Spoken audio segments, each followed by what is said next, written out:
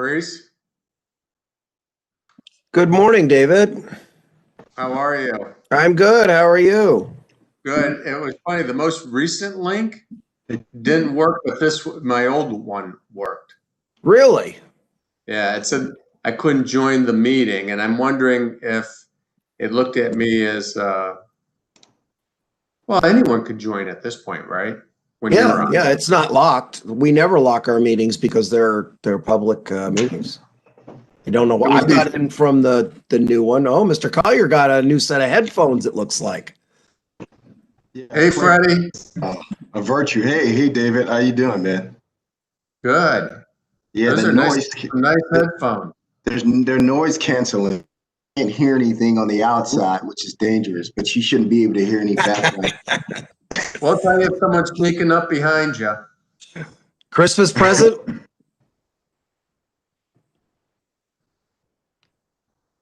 Freddie, are those Christmas presents? Oh, behind me? No, the your headphones. Oh. No, actually, during my time off, I was buying some things, looking at a new system, looking to up my entire home PC system. I have a pretty good computer, but I need a new camera, because we're not going to stop doing this even after the vaccine is given and all of that. I think this is going to be a pretty stable part of our operations. What I want to do is I want to use my drone for it and fly my drone on the outside and looking into my window. Same here. So I do a lot of drone video of different things we're working on, which is fun. Yeah, that's cool. Those things are nice.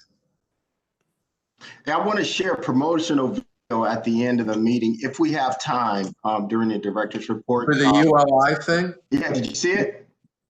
Oh, yeah, no, I get it. I'm a ULI member. Oh, great. So, yeah, man, that's going to be great, man. This is something we've been planning for about a year and a half.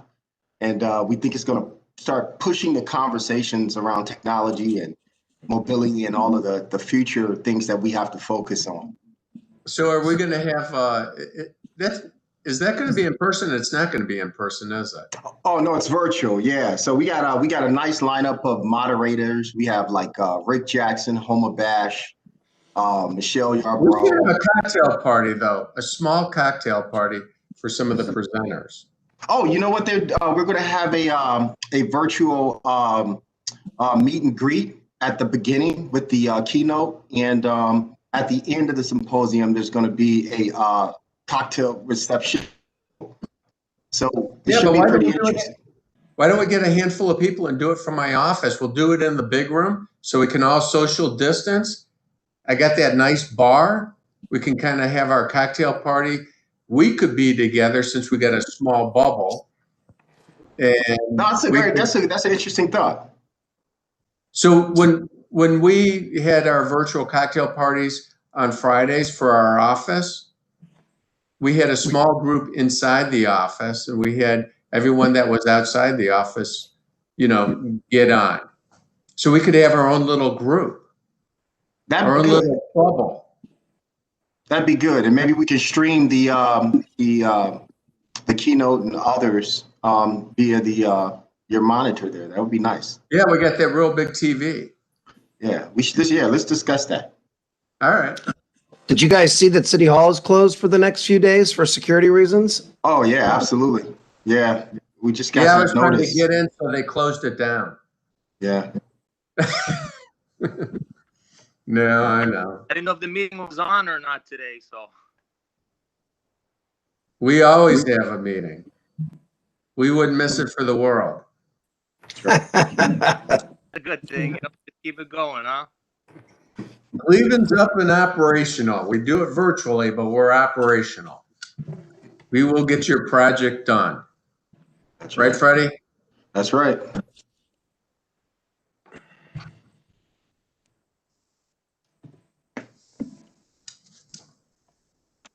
Where's the rest of the commission members? Right.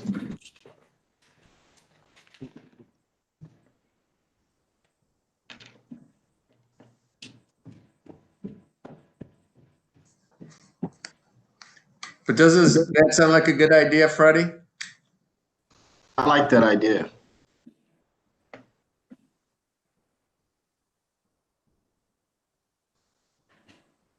We just can't have too many planning commission members there because then we'd have a sunshine law. Actually, we wouldn't because it would be virtual. People could see. Yeah, it. but legally, due to the COVID allowances for virtual meetings, it would still constitute a meeting. Oh, gotcha. So we got to keep it under 10 people, right? Right. I think we could fit 10 people 6 feet away in that room. Yeah. Yep. All right. With good views back at the city.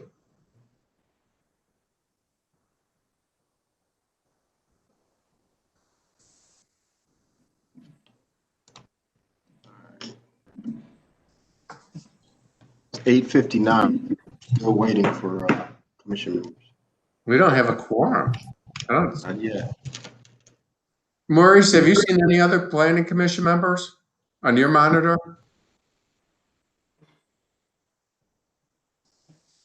I'm going to start texting people. It's not that I'm Diane bored, I'm trying to get people Diane on. Downey just checked in and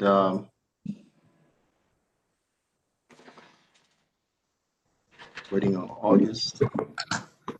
Good morning. Hey, Oh, Diane, how are you? Good. hi, Diane. Good morning.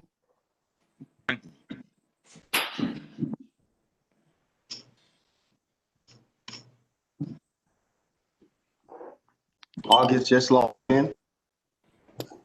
Good. Where's Lillian?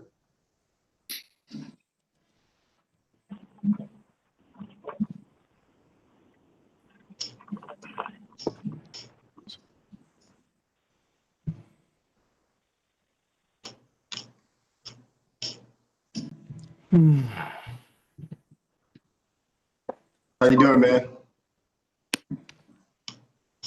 Hello. How you doing? Good. How are you, sir? Hey, Ready for August. them Browns. Hey, Mr. Bowen. Mr. Bowen, he's down in North Carolina. It's just me, David. Okay.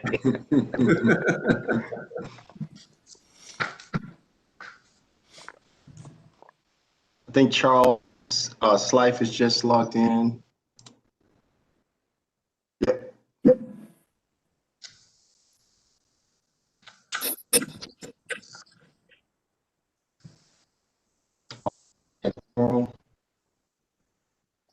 I'm Damn, here. think you're Oh, there's still. Lillian. We have a quorum. Yeah, I'm sorry, I'm just a little, I had the wrong link, How are you, Maurice. Freddie? I had Good. like 2 links, Maurice, so I was on the other one. Lillian, that happened to me too. I had 2 links. I clicked on the first one and it didn't work, but the second one worked. Yep, here I am. All righty. All right, Michael, well, here, first, Freddie, go ahead. Yes. Okay. Good morning, everyone. In compliance with the notification requirements of Ohio's open meeting law, under COVID-19 emergency declaration, notice of this meeting has been publicly posted. All boards and commissions under the purview of the City Planning Department conducts its meetings according to Robert's Rules of Order. Actions during the meeting will be taken by voice vote. Abstentions from any vote due to a conflict of interest should be stated for the record prior to the taking of any vote. In order to ensure that everyone participating in the meeting have the opportunity to be heard, we ask that you use the raise hand feature before asking a question or making a comment. The raise hand feature can be found in the participants panel on the desktop and mobile version and activated by clicking the hand icon. Please wait for the chair or facilitator to recognize you and be sure to select unmute and announce yourself before you speak. When finished, please lower your hand by clicking on the raise hand icon again and mute your microphone. We will also be utilizing the chat feature to communicate with participants. The chat feature can be activated by clicking the chat button located on the bottom of the WebEx screen.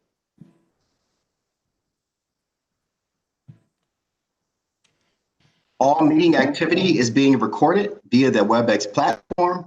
These proceedings are also being live streamed via YouTube. We have provided a link to the meeting for those who wish to speak on a particular case via our website and email. We have also received emails from those who have provided written comment on a particular matter. Mr. Chairman, the meeting is yours. Thank you. Michael, call the roll, please. Bowen, Present. Downing, Present. Luker, Present. Curry, Present. Paul, Present. Slife. Mr. Chairman, we have a quorum. Thank you.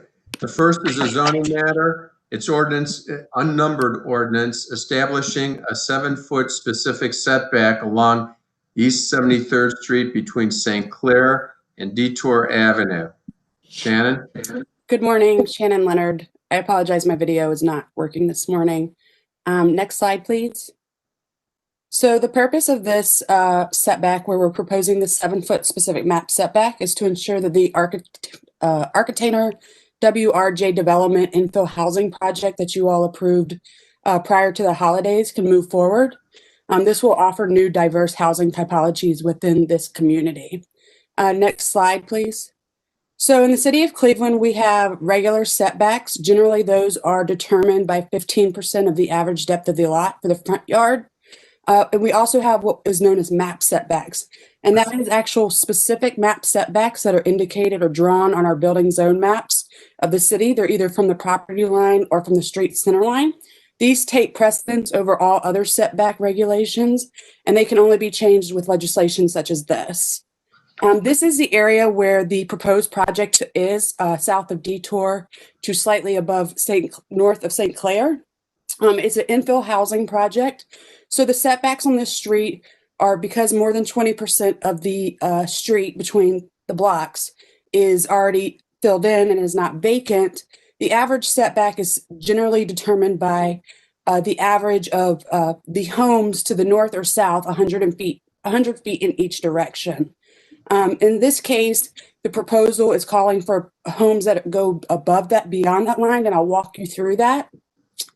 So we're proposing a 7-foot specific map setback so this project may move forward. Next slide, please. So in the case of the duplexes proposed along the street, they're proposing an 8.5-foot specific setback. Next slide, please. And then for the triplex proposals along this street, there's about, I believe, 4 or 5.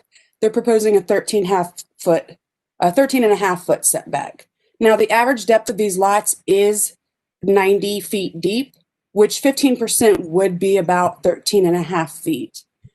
However, because there is more than 20% of the block filled, they would need to meet the setbacks of the average to the north and the south of each vacant property. Next slide, please.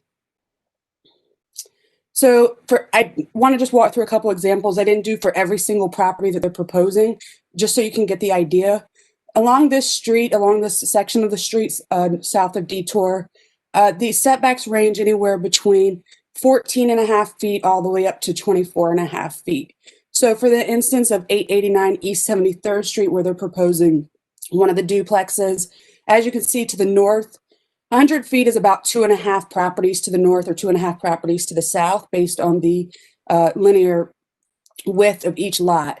And so you have about 23.4 feet to the north is the average and 19.8 feet to the south. You would take the average of that, and that would be the setback.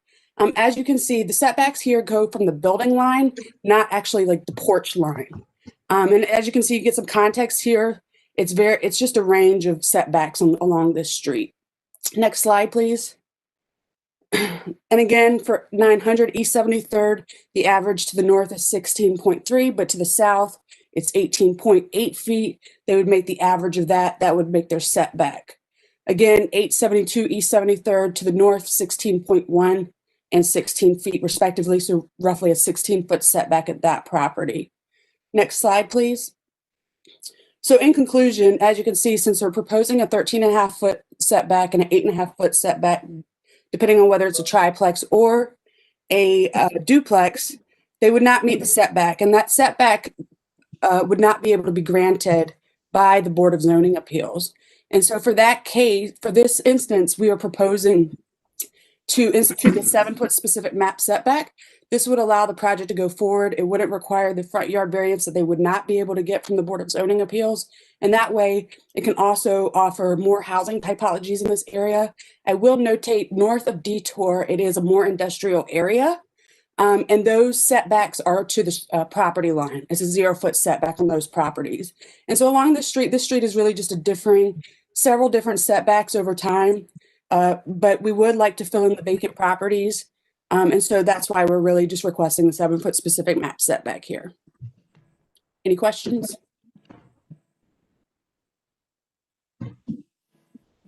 Commission members, any questions before I open it up? I'll open it up to the public. This is a public meeting. We will first hear from proponents, those people in favor of the zoning change, the map setback, and then we'll hear from opponents, those people against. We ask you to keep your comments to 3 minutes or less. And Maurice, why don't you recognize the first person? Anyone with their hand up? We have no hands raised at this point. Proponents, those people in favor. Opponents, people against. No hands. No hands. I'll close the public part of the meeting. That was my gavel, by the way. I'm using a knob for a toilet partition. So, okay, commission members, what's your pleasure? Move approval, Downing. We have a motion Second, Paul. and a second. Further discussion? Sure, August Fluker. Just want to make sure that the CDC and the council person is in line with what's proposed. Have they been apprised of what's going on? Well, two things I want to, yes, but I would also want to mention too, that the councilman, the CDC are very supportive of this development. And this is also obviously required to actually move the development forward. So yes, they're aware of zoning, but more importantly, they want to see these investments made. Thank you. I'll call the question. Mike, call the roll, please. Bowen, Yes. Downing, Yes. Fluker, Yes. Curry, Yes. Yes. Slife, Yes. Motion carries. The next is a lot consolidation lot split. It's permanent parcel number 016, 25016 and 017. The address is 4611 Kern Avenue and 3625 West 47th Place. Who's here for this one, Maurice? Looks like we have AJ Iwas. Yes, I'm here. Go ahead, please. Yes, good morning, guys. Basically what we're doing, I'm not good at giving presentation, but I'll do my best. Basically what we're doing, we're taking 25 feet off 4611 Kearns, and we're adding it to property west 3625 West 47 Place, just for yard expansion. This is an aerial view. Okay, the next slide, this one shows actually the surveyor map. It shows the split, after they took the 25 feet and added to 3625 Kearns Avenue. Given basically the lot in between the two houses is split in the middle, given like 27 feet to each house. Next slide, please. This is 3625, just a front view, and the lot is right to the left of that. Next slide, please. Yeah, this is 4611 Kearns, and this house sits on the corner of Kearns and West 47 Place, and the lot is located right behind it. Next slide, please. This is a side view, and you could see part of the lot over there on the right side. I think the next slide will show better which lot we're talking about. Yeah, right there. This is the lot between the two houses, and we're basically, you know, taking from 4611, 25 feet, adding it to 3625 for yard expansion. These lots, like for the whole street, they're very, very narrow. You know, they're not like big lots. So this one has, I think, like almost double lot. So that's why, you know, I talked to, you know, my brother, he owns the 4611, and I own 3625. And we agreed, you know, after you guys let us do that, you know, we want to take 25 feet and add it on to 3625 for yard expansion. So past the lot split, are you looking to remove it looks like a old beat up driveway in between? Probably, you know, not anytime soon, but in the future, probably will, you know.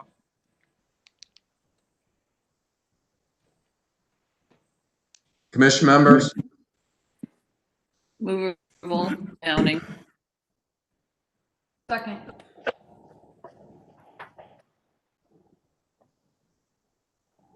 We have a motion.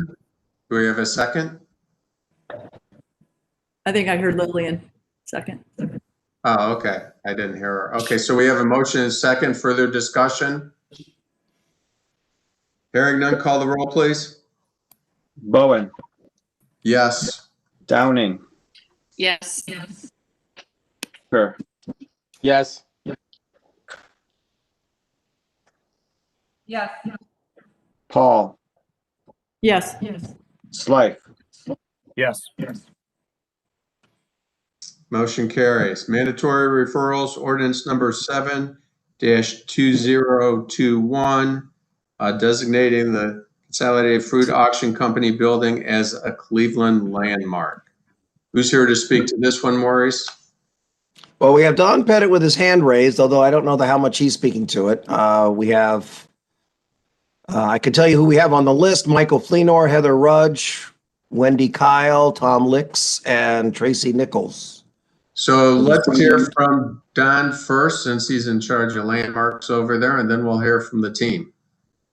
Thank you, Mr. Chairman and commission members. I just want to introduce the sponsors this morning.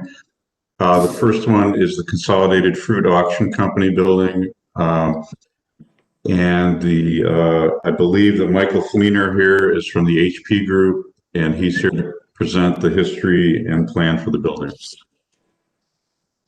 Right, Thank you. thank you, Don. I'm sure many of you are familiar with the plans for a really dynamic development for Cleveland whiskey on Stones Levee. And the Historic Preservation Group is currently or concurrently nominating this building to the National Register.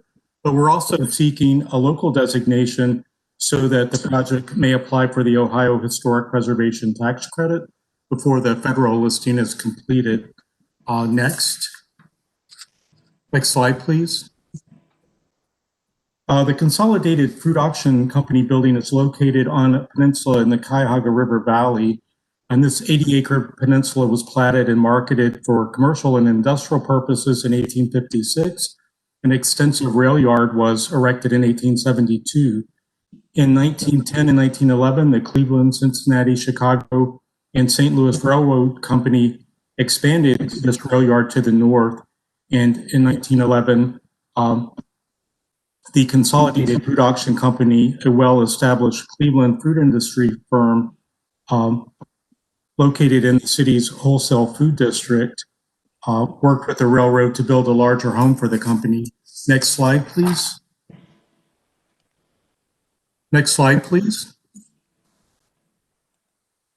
The railroad hired the Cleveland Specialty Commercial and Industrial General Contractor, the Henry G. Slatmeyer and Son Construction Company, to build the building. It's designed in the early 20th century commercial style and includes large segmental arch window openings, brick corbelline, almost a flat roof, and no notable design references to past architectural styles. The Consolidated Fruit Auction Company building became the dominant wholesale selling location for fruit arriving in Cleveland, and one of only about a dozen important firms across major United States cities that were pivotal in the rapid growth of the auction method for fruit wholesaling during the teens and 20s. Next slide, please. One-story warehouse additions were made to the building around 1915 and again around 1922, adding another 185 linear feet and doubling the overall warehouse space. Next slide. The wholesale district at the south edge of downtown Cleveland was superseded in 1929 with the opening of the Northern Ohio Food Terminal. But you can see the Consolidated Fruit Auction Company building continued in this location. And here you see a 1931 view as the Lorraine Carnegie Bridge is under construction. Next slide. The Consolidated Fruit Auction Company remained in the building until 1929 when it relocated to the Northern Ohio Food Terminal, and the railway then leased the building as a canned foods warehouse through at least the 1950s. Next slide. By the 1970s, the Cleveland, Cincinnati, Chicago, and St. Louis Railway, which had long been a part of the New York Central Railroad system, had sold the building, and in more recent decades, the building has been utilized for various storage purposes. Next slide. Here you see views of the exterior of the building, which still retains a high degree of integrity, and utilizing the historic preservation tax credit incentives, the owners plan to rehabilitate the building, preserving character defining features, rebuilding the dock that existed along this line, which will be outdoor dining. Next slide. On the east elevation, the bay doors allowed loading of purchased fruit onto horse-pulled wagons or later trucks, and on the opposite side of the warehouse, the bay doors aligned with the door openings of 40-foot boxcars on sidings next to the building. Next slide. Here you see the fruit display room, which is the main interior showroom in the building. Next slide. And then upstairs was the auction room. And this is just an example of what an auction room might have looked like at the time. Next slide.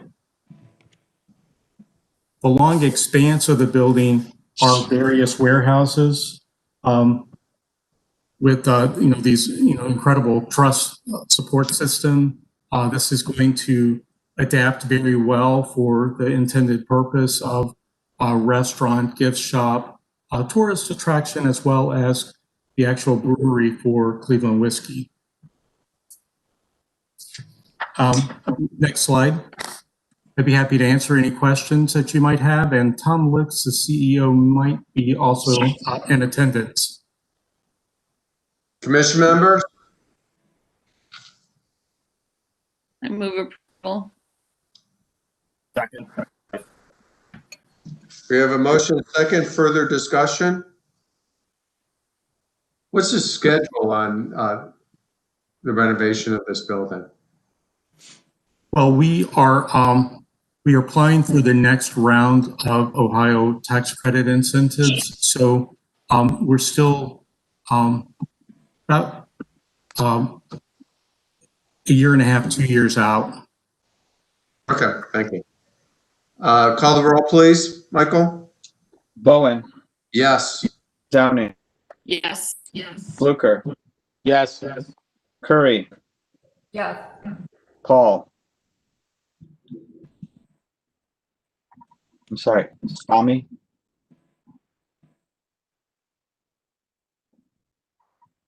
Slife. Yes. It passes. Good luck. Next is ordinance number 82021, designating the Otis Lithograph Company building as a Cleveland landmark. Who's here for this one? Mr. Chairman, we have Elizabeth Corbin Murphy and Alice Sloan from Prospectus Architecture. They'll walk you through the history and plan for the building. Thank you, Don. Go ahead. Good morning, Commission members. I'm Alice Sloan, and I am with Prospectus Architecture, presenting the Otis Lithograph Company building for the Klein Properties LLC. Next slide, please. This is the Otis Lithograph Company building. It's located at East 30th and Payne Avenue, just north of Chester Avenue. The entire parcel is nominated, and it's nominated both under the historic property eligible for listing on the NR, for the National Register, and historic property exemplifies the cultural, economic, social, or historic heritage of the city. A 2016 State Historic Preservation Office letter states that the property appears eligible for its association with a broad pattern of history, for its historic association with Cleveland's early 20th century art scene, both fine and commercial. You can, next slide, please. This is a floor plan of the existing layout. Next slide, please. This is showing that the building was not there in the 1881 Hopkins map. Next slide, please. And then in the 1911, 1912 Sanborn map, the area designated by the red rectangle labels the building as the Otis Lithograph Company. Next slide, please. And then by 1927, in the 1937 Sanborn map, it labels the building as the Morgan Lithograph Company, plant number 2. We found mention of Otis and Morgan in period newspapers. Morgan was founded in 1864, and Otis and Morgan were explained in a 1926 Chicago Tribune article to have the major part of the poster lithographing of the motion picture industry. Next slide, please. By 1951, the Sanborn map shows that the Bonner Vaughter Fanform Company had taken over the building. And we are stating that by this time, anything past this time is not as significant to the overall reason for nomination of this property. Next slide, please. Here is a pieced together elevation showing the 17 days of the commercial manufacturing building. They're defined by sawtooth roof line, which is expressed on the facade with accent projecting piers with glazed tile accents. Next slide, please. Here are some detail shots showing the west elevation on the left and the east elevation on the right, garage bays. And next slide, please. More detail shots, the east elevation. Next slide, please. And then some interior shots showing the interior side of the sawtooth roof line monitor windows. Are they going to reestablish the glazing in the windows? I defer to Elizabeth Corbin Murphy to talk more about the plans for the building, because it is going after the Ohio Historic Preservation Tax Credit. So it seeks landmark status in order to be eligible for that. Thank you. So this is Elizabeth Corbin Murphy. With my conversations with the owner are such that they probably will not reinstate all of the sawtooth because most of the windows are missing. And it depends a little bit on how the plan lays out. So we're working on that right now, and we hope to have light inside the building again. And that's the big goal. Thank you. Okay, next slide, please. Just more interior shots. Next slide, please. And then here are some wonderful posters that were produced at this lithograph plant. First slide of this set shows posters produced by Otis Lithography in 1898 on the left, 1909 in the middle, and 1935 on the right. And I should preface by saying in 1898 the Otis was established already as a printing manufacturing company, but they were located in the Caxton building at that time. So next slide.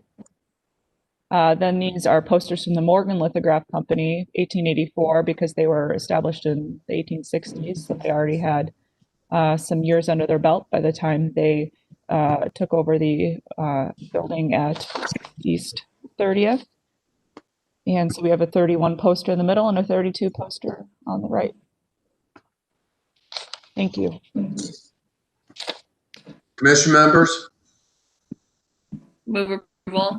Downing. Second, Curry. We have a motion second. Further discussion? Michael, call the roll, please. Bowen, Yes. Down, Yes. Fluker, Yes. Curry, Yes.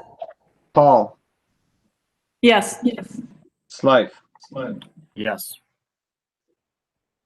Motion carries. Good luck. Administrative approvals, please take a look and I'll take a motion when you're ready.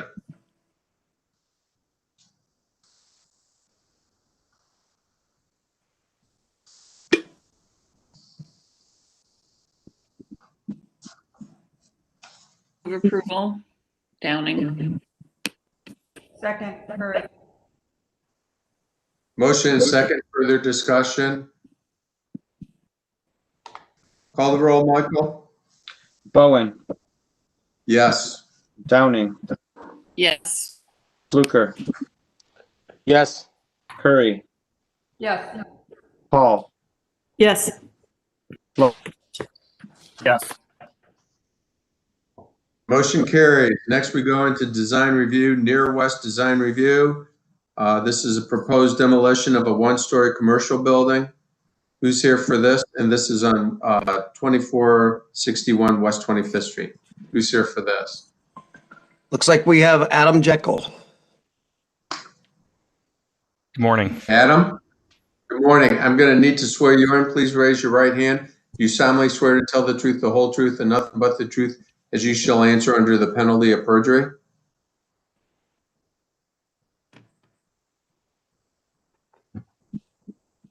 Adam?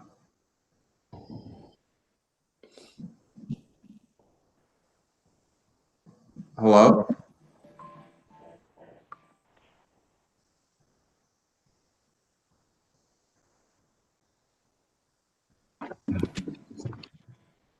Adam, are you there? Yes, I'm sorry. I'm here. 1 second. Oh, okay.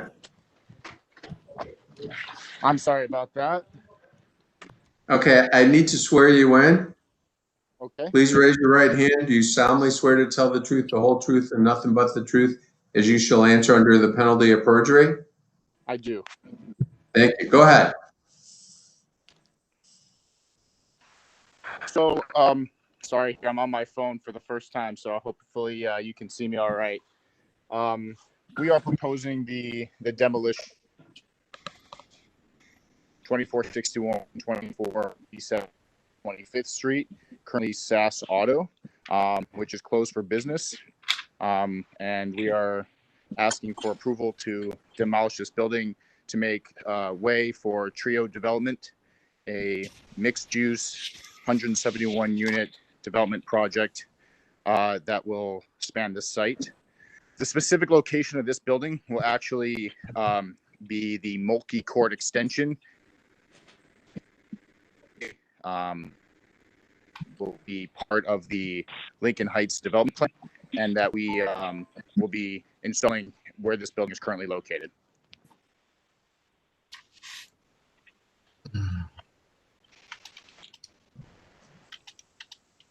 Commission members? Move approval. Second. Motion and second. Further discussion? Michael, call the roll, please. Bowen, Yes. Downing, Yes. Fluker, Yes. Curry, Yes. Paul, Yes.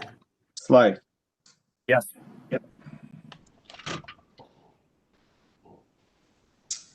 Okay, and This is the second part of it, the trio apartment new construction. Adam, are you taking this one too? Adam Jekyll's back on. I'm sorry. When I tried to start my video, it kicked me off when I was raising my right hand. So I can also take this. I'll let Adam Friedberg start it, but then I can go through the presentation after Adam. Okay, anyone speaking to this, if they'll raise their right hand, I'll need to swear everyone in. Do you solemnly swear to tell the truth, the whole truth, and nothing but the truth as you shall answer under the penalty of perjury? Yes. Yes, I do. I do. I do. So Go ahead, please.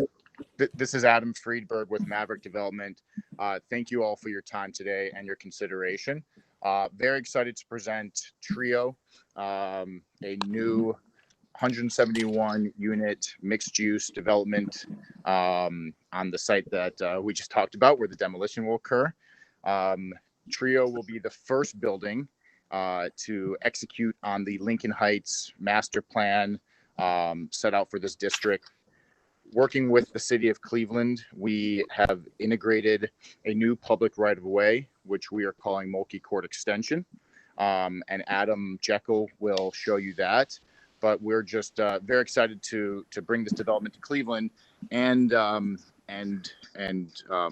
execute on that plan, because it's a good plan, and it also will open up development potential for the sites behind us. We've worked with Tremont West on specific details relating to design, relating to public space, and how that building interacts with West 25th Street.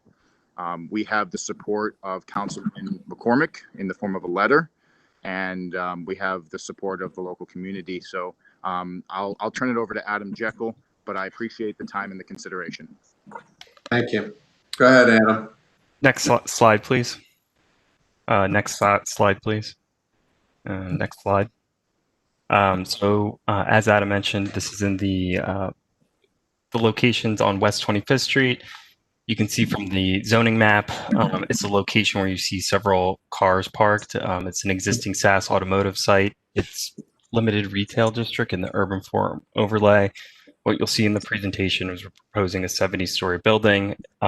This is 2 HL height district, not to exceed 60 feet, but we're setting the property back at least 5 feet from all lot lines to achieve that 70 feet of height. Next slide, please.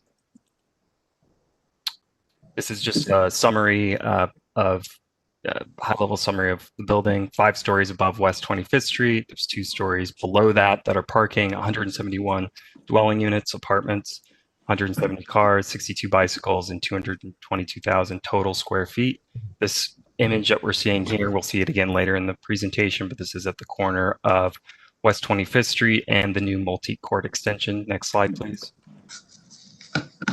These are aerial photos of the existing conditions. You can see where we're proposing the new multi-court extension through the site. Next slide, please. This is on West 25th Street, looking at the existing street conditions. Next slide, please. This is also on West 25th Street, looking towards the existing building and lot that's on the site. Next slide, please. This is on the east side of the site, that is West 20th Street, showing the existing conditions there. Next slide, please. These are the existing single-family homes that are on the West 20th Street that will be demolished as part of the development. Next slide, please. This is the proposed site plan.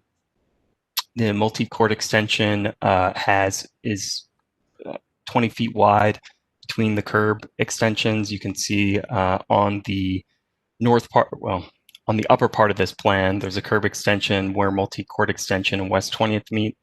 So we've reduced or tried to make the curb extensions to reduce the distance between the curbs to 20 feet as requested by the community and in coordination with Matt Moss.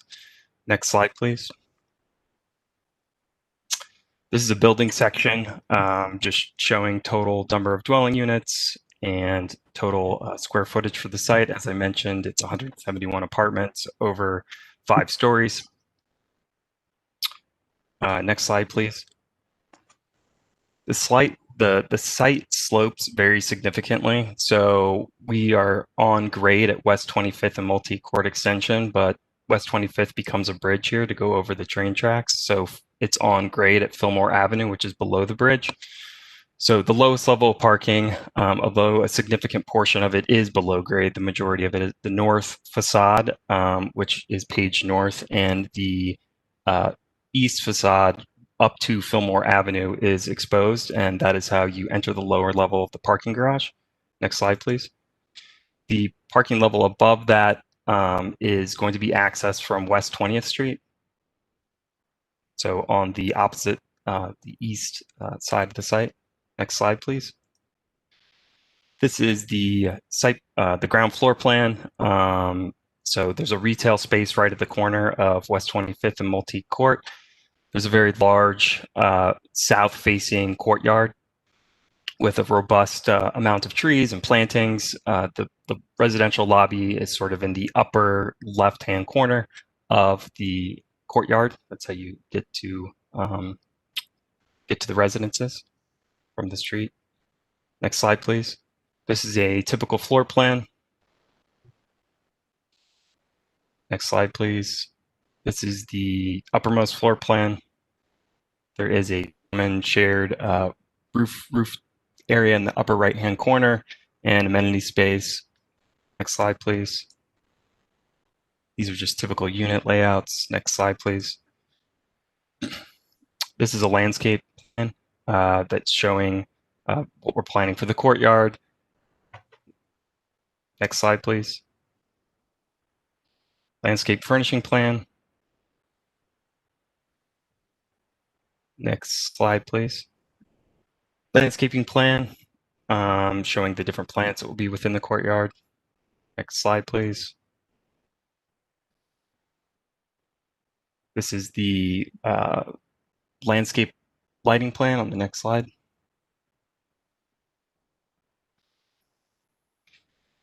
Next slide, please.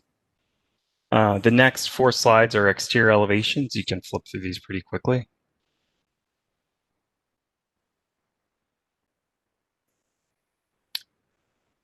This is the building materials. We're proposing brick and a copper color panel for the majority of the elevations. Next slide, please. The image on your left is what we originally presented to the Near West Committee based on feedback we received from the committee and the community. They wanted the building to be more open at the corner. So what you see on the right is how we revised the design of the building. We introduced a set of stadium seats and some steps to get to that retail space. We also put a bench that it would be accessible to the public behind the round column on the corner. Next slide, please. This is a view of the building at night, just showing the same what we originally proposed on the left and how we revised the presentation per Near West comments on the right. Next slide, please. This is showing just a view looking at the building towards the south, that south-facing courtyard. Next slide, please. This is a view from the corner of West 25th Street and Multi-Court Extension. Next slide, please. This is a elevation. This is the south-facing facade. Next slide, please. This is on West 25th Street, the north side of West 25th, looking at the west facade of the building. Next slide, please. This is an aerial from West 25th. Next slide, please. This is a view of the north elevation and the amenity space that's on the top corner of the building that has views to downtown. Next slide, please. This is a view on West 20th Street, and just kind of explains how we're accessing that parking, that's that upper level parking. Next slide, please. This is a view at the corner, West 20th Street and Multi-Court Extension. Next slide, please. This is a view of the courtyard and showing how we've recessed the front area, or forecourt, to make it more publicly accessible. And then beyond that, we've raised the courtyard to create a more private space for the residents. But there's, next slide, please. And this is a view of the corner and how we've changed that corner. Next slide, please. This is a view of the project at night. So I ran through the presentation pretty quickly, but if there's any questions or more specific items you want to bring up, Adam. No, Adam, I think you did a great job. If there's any questions, we'd be happy to answer. Mr. Chairman, we have Matthew Moss with his hand raised.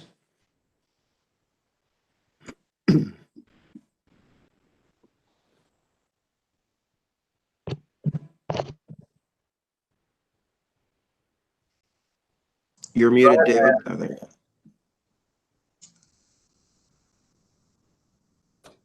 Thank you, Mr. Chairman. I didn't want to preempt your questions or comments. I just wanted to give you and the Planning Commission some additional information about this project and about this site. We started looking at this area in earnest roughly 2 years ago. There was a large mix of private and land bank land in this area. And as development interest in Tremont and Ohio City has expanded to more city-owned, to areas where we have land bank land available still, planning staff and community development staff took a look at this site and decided we needed to take a step back from accepting applications and figure out a way to lay some groundwork on how to best plan this site. And so this is one project of hopefully more we'll see in the future as this development opens up not only interest but access through the new infrastructure that Adam and his team at Maverick have agreed to build. And it's a project that's building off of work that is going on. We've seen some affordable housing projects on West 25th Street that you may recall were built roughly a year or so ago, and some additional planning work that's going on with the West 25th Connects project that's being sponsored by the Regional Transit Authority for exploring the viability of better transit service and a bus rapid transit line on West 25th. And so a lot of that groundwork led to the need, after discussing with the Development Corporation, the need for a plan specific for this area that can help shape and guide that development. And so this is the first large step on this east side of West 25th in this area, in the Lincoln Heights area, to open up this land for development and also better connect the neighborhood to all the assets that we're seeing arrive and the new assets that are arriving, but also the existing assets on West 25th, including the bus line.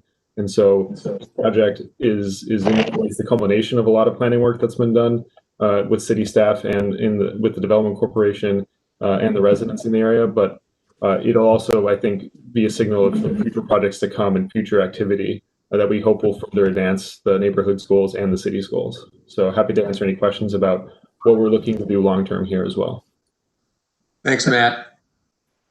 Adam, what are the materials on the balconies? We're looking at using a metal laser cut panel, specifically from a company called Parasoleil or something very similar to that. So it would wrap the corners and the front. You wouldn't see the edge of the balcony, so to speak. It would go over the structural framing or cover that. So if we go back to another image, if you go up maybe 2 slides, and you can kind of see how that looks and what we're thinking there, like a laser cut. How would you cap it then? The same metal? Probably the same metal. We're trying to bring in a similar approach to the landscape elements as well. So when you see this stadium seating that's kind of in the foreground here, there's a metal panel behind it. It probably would end up being a different panel, but sort of potentially using a similar sort of concept in the courtyard and the landscape as well, for material. In addition, it was planned for that panel in the courtyard to be internally illuminated, so it would provide a soft glow and highlight those feature walls both at the north and south ends of the space at night. Thank you, Peggy. Mr. Chairman, we have Khalid and Freddie Collier. Go ahead, Khalid. Good evening, Planning Commission. Good morning. Sorry, I'm fast forwarding. It's been a long yeah. So yes, we we offer our support for this project based on the based on the developers' commitment to work with the community, and they really have taken all the feedback from all the different Near West Design Review and the community. They've met with the Block Club chair. The Block Club is not meeting at this time, but they met with the Block Club chair. And so as to piggyback on what Matt mentioned as far as the Reaching Lincoln Heights plan and all the other activities that have been done internally with the city, I think that helped inform this project. But then as far as the work the development team did to execute on it, I think has been great. And also to continue, like I said, making the tweaks to make it an even better plan. And so also want to recognize the fact that they have agreed to participate in the Lincoln Heights Development Fund, which was part of the Reaching Lincoln Heights plan approved by the Planning Commission. So with that, we provide our support for this project and look forward to this moving forward. Thank you. Freddie? Yes, just want to make a couple of comments about this particular project. This actually sits across from a recent more higher density development that's on the same corridor, literally across from this next to the daycare. And one of the things that I think we have to recognize about this project is that it really starts to demonstrate how our neighborhoods are becoming much more diverse with respect to product, price points, and just overall housing options. So this is a really good plus for this area. And it's a great transition, as you, come into and start to go into the Clark Fulton neighborhood. One question I did have with respect to that very aggressive curve that exists as you come around West 25th. Does this building sit at a slope? Because I know the service station or the automotive facility that's there, it's like right there at the bridge, and this is a pretty building. And I'm trying to get an understanding of that corner element where you have the staircase. How far does that go with respect to that very sharp curve there? And Khalid or the developer or someone can maybe answer that. I'm just curious as to. Sure, this is Adam Friedberg here with Maverick Development. There's probably a better image. I'm not exactly sure what slide it would be, but the building is positioned basically right at the start of the bridge. So it's just a bit north of where the existing SAS Auto building is. Because of that, it was important working with Matt Moss and the city of Cleveland to position the street so that it aligns with Swift on the west hand side of West 25th Street. Okay. It's still an ongoing process, but there's been discussions about potentially relocating a traffic signal from where it's currently located at Potter Court and West 25th to this newly created intersection. Right. Yes, that was really the question, because that corner there is obviously pretty prominent, and you're introducing a lot of pedestrians. And every time I come down that street on my way into work and hit that curve, it just makes me nervous. But this is great investment. I think great density. It's really good too, the way it kind of comes off of the bridge. And you have your parking underneath. That was a very intelligent way to do that. So just hats off. I think this is a good investment. It's just that these pedestrians are going to have to be very careful. So we got to make sure that the infrastructure improvements are there to complement this. Thanks. Hey, Matt, have they had discussions with engineering yet?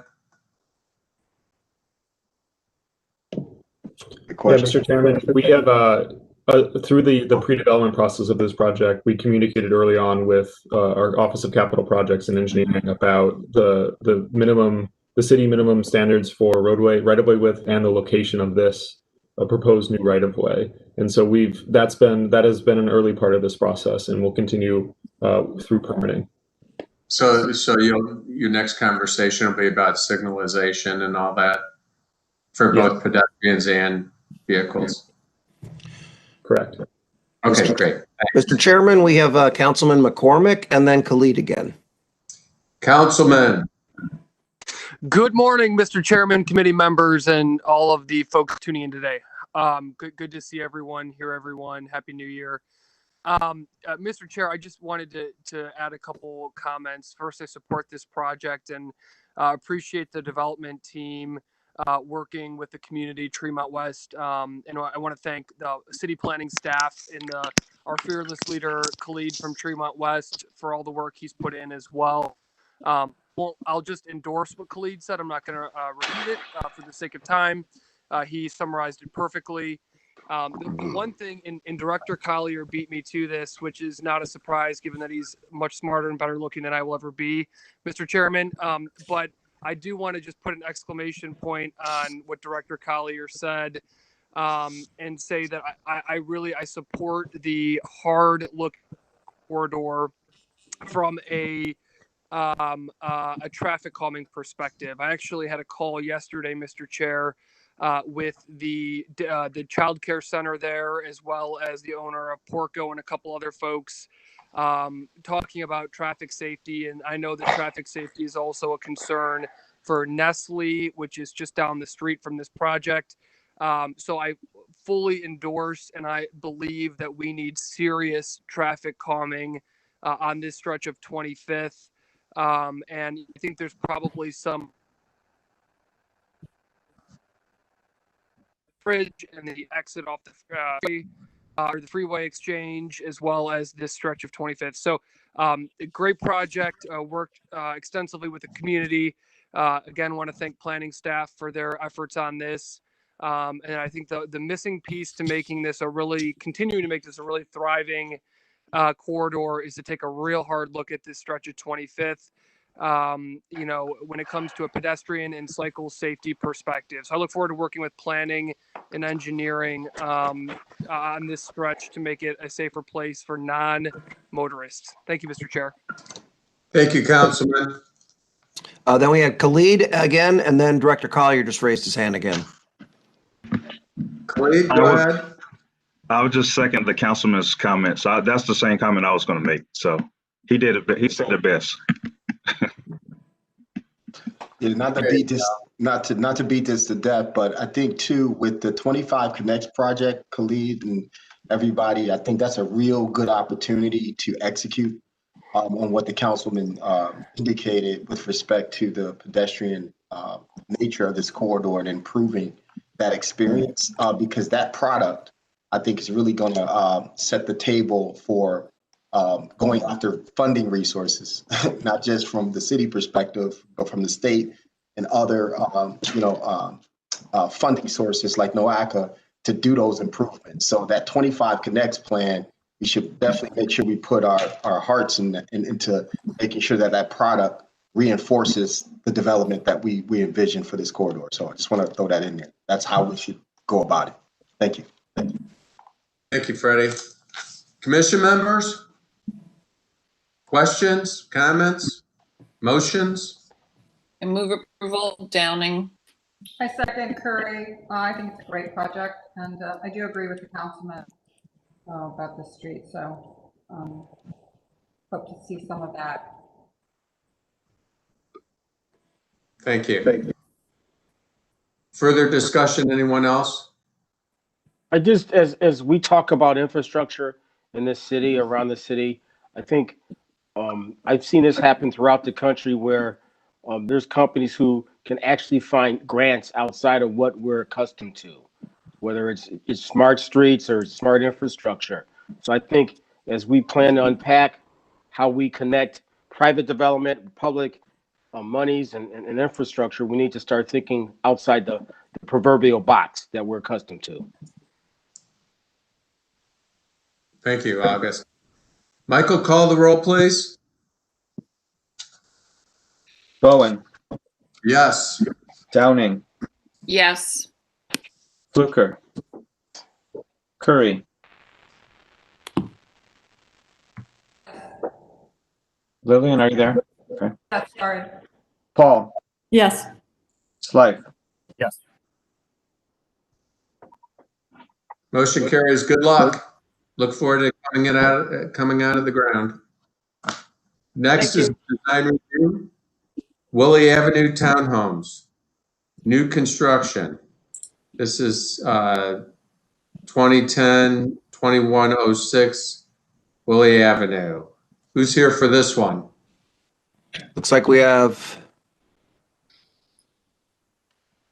Wesley Harper. Yes. Good morning. Good morning, Wesley. How are you? Good. How are you guys doing? Good. Good. You got a brick behind you. Yeah, I'm in the Caxton building, and this is the Clevelander building, and then the new AJ Rocco's behind me. So, let's see. So you're back in the office. Back in the office, yes. Go ahead.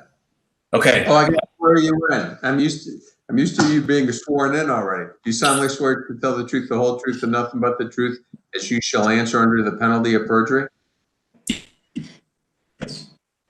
Go ahead. All right, thank you. So this is the second presentation for a final review, hopefully, for the Wiley Townhomes, or Willy Townhomes. We're basically on the south side of Duck Island here, where Willy starts to climb the hill to Columbus Road from Train Avenue. Next.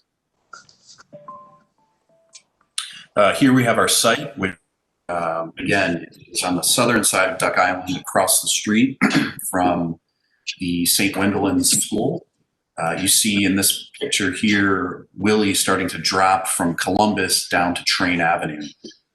And then you see a kind of a unique little pedestrian walk that connects Columbus Road to West 20th Street. This portion of a larger project is phase 3. You can see a few of the new houses to the upper left in this image. And then to the direct left of the bounding box for the Willy Townhomes, we have 5 units under construction right now. So this will be units 11 through 16 for this larger project. And this is a combination of private acquisitions as well as, in this case, a small city land bank parcel. Next. So here's the site plan of basically the corner of West 20th and the Willy pedestrian or bikeway.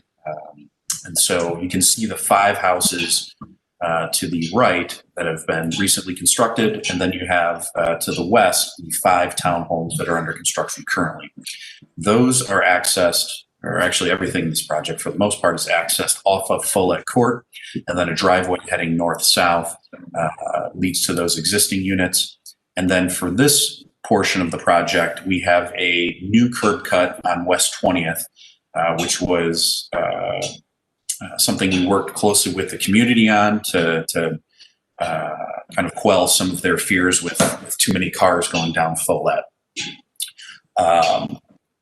So the project we're proposing today are 6 individual townhomes, 1,800 square feet, and those would be facing the Willy bikeway that you see along the bottom of the screen here. Next.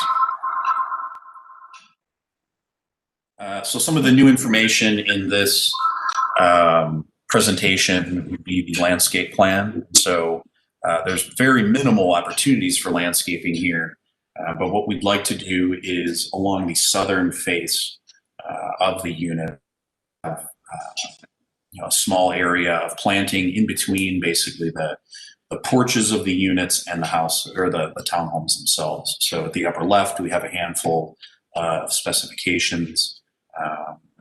There is a walkway of stamped concrete that leads from the Willy pedestrian walk back towards a plaza of green space that is part of phase 2. Next.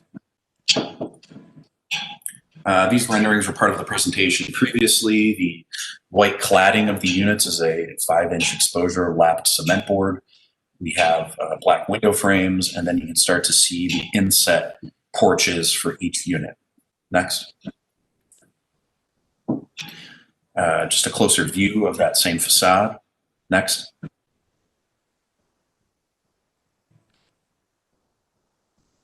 And then here we have kind of a close-up view of that pedestrian experience. The address blade signs that you see here will start to narrow and be a little thinner and smaller in scale and proportion. That was in response to some comments at Near West, which we received final approval on Wednesday. The materials of these inset porches would be a vertically oriented cedar, and then you can see metal railings around that porch just to kind of vertically define the porch. Next. Here's a view east at sunrise. The walkway itself, the Willy pedestrian walk, you can see someone kind of walking on in this image. It's going to be an ongoing process. We've been working or starting the conversation with Tremont West, as well as, or in the effort to potentially get a Northeast Ohio Regional Sewer District grant to basically utilize this pedestrian walkway as a water detention area for stormwater. And so the grant cycle, I believe, ends in September. And so we're thinking that this would be an interesting opportunity to integrate some stormwater retention or detention methods, which would then also have the added benefit of repaving and basically rehabbing the walkway itself, which right now is in a state of disrepair. There's a retaining wall that's crumbling. And so what you see here in terms of the little green wedge that's defined here, that's more of an aspirational image at this point, but it's something that there are potential actionable items for that. Next. So the material palette, as I mentioned, the lapped cement board on the fronts of the units, a smooth concrete, vertical wood cladding in the porches. In response to some comments at Near West, we're going to be including some uplighting for the facades that face Willy. So we think when people are driving west and east on Willy, this could really start to have a large impact on improving the aesthetics of the area. Next. So here's an elevation of that Willy walkway, let's say. We have a handful of smaller scale single family units directly to our west. And then there are a couple more multi-unit buildings further west here. Next. You can just skip through the floor plan. There's also exterior elevations towards the end of this presentation, but really more just for your information. I don't really need to get into it, but unless you'd like. So with that, I'd open it up to questions or comments. Commission members?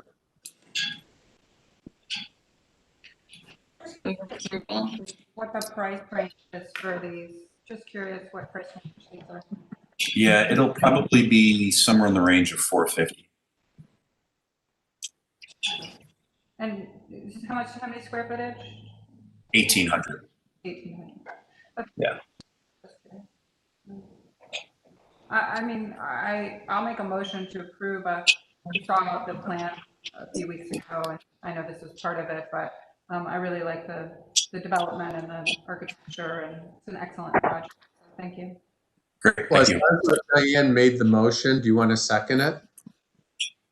Oh, who made the motion? I think, Diane, didn't you make a motion? I did. Sorry. Okay. I second it with all my comments. Thank you. There you go. How's that?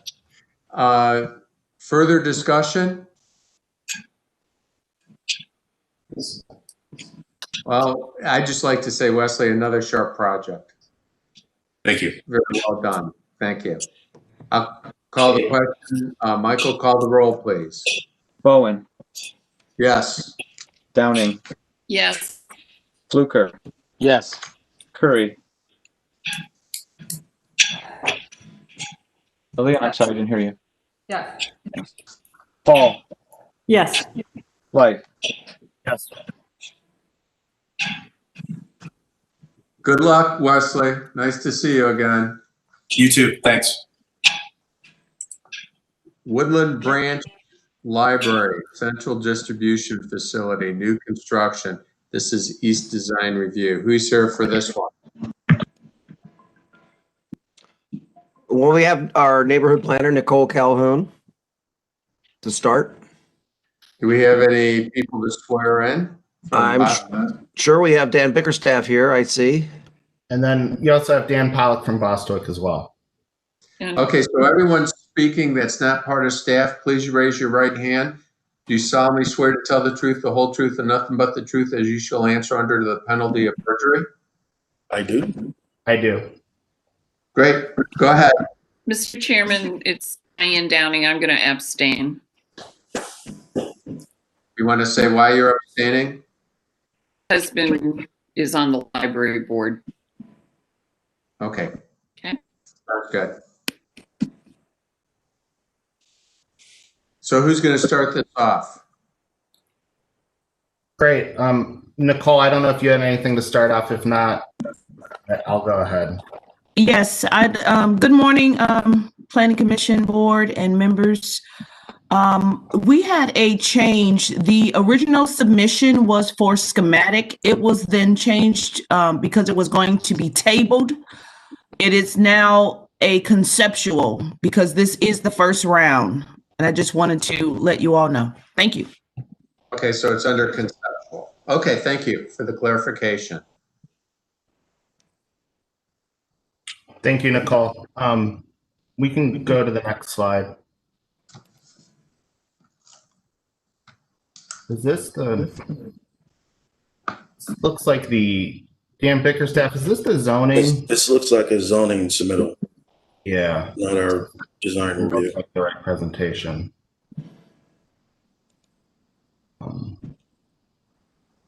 Yeah, we indicated that earlier this week.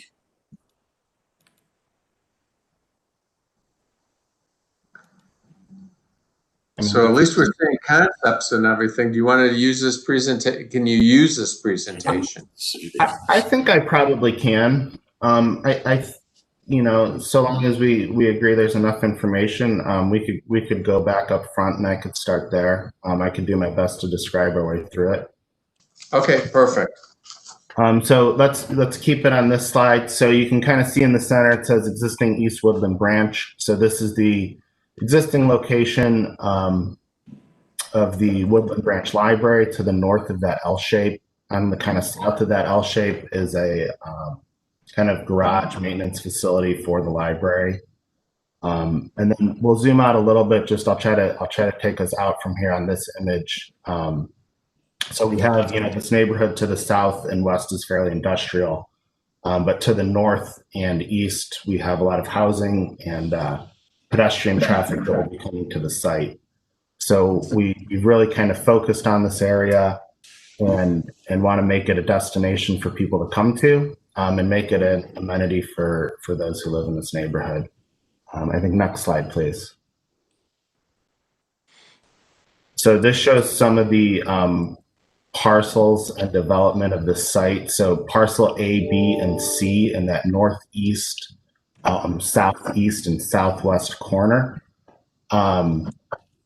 These are labeled as such. The designations of A, B, C don't mean anything other than for reference, but these are privately held properties that the library currently does not have. My understanding is parcel A is owned by the church that's actually to the west of this property, and in discussions the library has had with them, they will be seeking some future development there. Parcel B and C, if they can be acquired in the future, you know, there's a potential for that. The rest of the properties outside of kind of that blue line, which is the current property of CPL, are either land bank or city properties that CPL is currently working on acquiring. And, you know, as you guys know, I'm sure better than I do, this process is part of acquiring those properties. Next slide, please. So this gives a good kind of colored site plan of it. This has the parcels over the top of it. To the north, we have Woodland Avenue. To the west, just off the screen, is East 55th Street. to the east or right is East 61st, and to the south is Griswold Avenue. So one of the main things we're doing, if you look at the north side of this page, you can kind of see these remnants of 3 lines of curb cuts. And there's 3 parking lots there today. So one of the first things we identified is wanting to separate the vehicular traffic from the pedestrian traffic. So we've moved all vehicular traffic to the east and south of the site, keeping Woodland very pedestrian friendly and focused. That was one of our, as I said early on, goals. So we've added the new branch to the east to help create an edge to what we're calling the plaza area. So the plaza is kind of been something that's developed through this project, and that sits at the south of 59th Street. So we've really tried to make the plaza the first destination you come to, and this amenity will be great for anyone in the community to use. It'll be used by the new branch with reading gardens and potentially programmed spaces out there. It'll also be used by the central distribution facility staff, and the central distribution facility, or CDF as we call it, will be the kind of consolidation and combination of the Lakeshore property and some of the functions held at the main library branch. And this is where kind of all the books come in and out. So it's really the heart of CPL's services. And it's a really important location. It does sit kind of at the heart or center of CPL's properties. So they identified this as a great place for that geographically. But it also will help activate our site and plaza by bringing new employees to this area, or relocated employees is probably more accurate, but to help activate this campus environment that we're really trying to achieve, and also kind of elevate the safety of the site. The branch itself, again, creates that edge of that plaza. And we're hoping to really activate it and use this site for people coming to play catch or listen to any type of community engagement, or other presentations, potentially music and other events as well as educational opportunities. So I think I'll try to talk about the branch plan over this one. So a little bit of highlights on the branch is the community room. So that's kind of at that intersection of the east side of the CDF and then the bottom west or bottom left of the new branch. And this is the space. It's very glassy. It's going to be brightly lit, and we're gonna hope to focus people's attention on that and bring them in. And it reminds us it's a community asset, and we really want to focus on that. The rest of the branch is open space for all the different wonderful programs the library offers. Of course, the books, but as well as educational, after school activities and other learning events. I think next slide, please. Yeah, we could keep going. So these are some of the existing images. So the top images are the existing branch. And you can see in the bottom, or second from the bottom image, are some of those existing parking lots. So there's those 3 lots. I think we're looking at 2 of them. But it's a kind of hectic street. A lot of people driving to and from work, kind of flying right by here. And again, we're really hoping to make this more of a destination that people take notice of, and really want to activate this area. That's the MHA police station right across the street. That's correct. That's correct. Next slide, please. So this is an image we have of it. Again, on that right side of this view is kind of that community room space, which will be available for patrons and others in community use during the day. The plan is also set up so that this can be used in conjunction with restrooms and the rest of the library locked up at night. The library also has potentially book lockers going in the lobby space. And again, really just trying to activate the site, put people on it, create a safer environment and atmosphere for everybody coming to use it.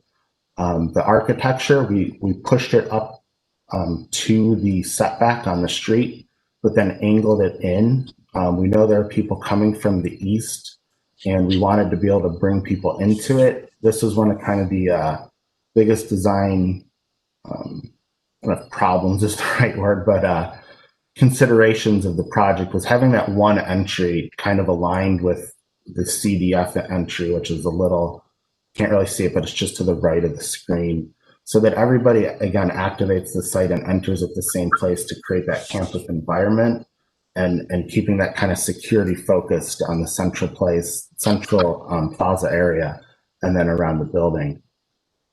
And we also wanted to give kind of equitable access to pedestrians, vehicles, and then people coming from public transit. So in the site plan, the nearest RTA stop is off of Griswold to the south and then to the west. And we're working with RTA to consolidate 2 stops kind of into a central one closer to Griswold, so that there's a little more direct access for those visiting it.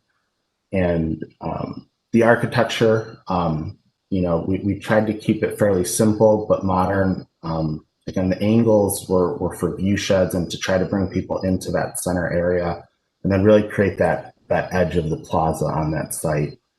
And it doesn't show it well here in the rendering. Again, this is what will be our conceptual review, but the idea is, we're cutting into kind of the skin of the building, and you're going to see a lot of bright activity going on inside the site. We don't have the walls painted in this rendering, but we're hoping for a very bright and vibrant experience, and a lot of glass, because the views in and out of this are important to the library, to the patrons, to the daylighting and sustainability of it. This will be a LEED Silver project for the branch, and the rest of the site in CDF will be following, kind of sustainable guidelines, but not going for LEED necessarily. So we're really excited to be working on this project with the library, and I thank you all for your consideration and listening to my presentation. I tried to sum it up to the slides available, and if you have any questions, that'd be great. Thanks. Commission member. I try raising my hand, for some reason it won't work. But anyway, I think there should be some consideration given to consolidating some of the curb cuts on this project. There are 4 curb cuts on this property. I will contend, though. I mean, I know we are focusing on Woodland, but I still believe there may be some traffic coming from the south. So, I still think, there's an opportunity to perhaps consolidate those service drives. So just a thought. Thank you, August. Mr. Chairman, we have Nicole Calhoun and then Freddie Collier. Nicole, go ahead. Sorry, that was from before.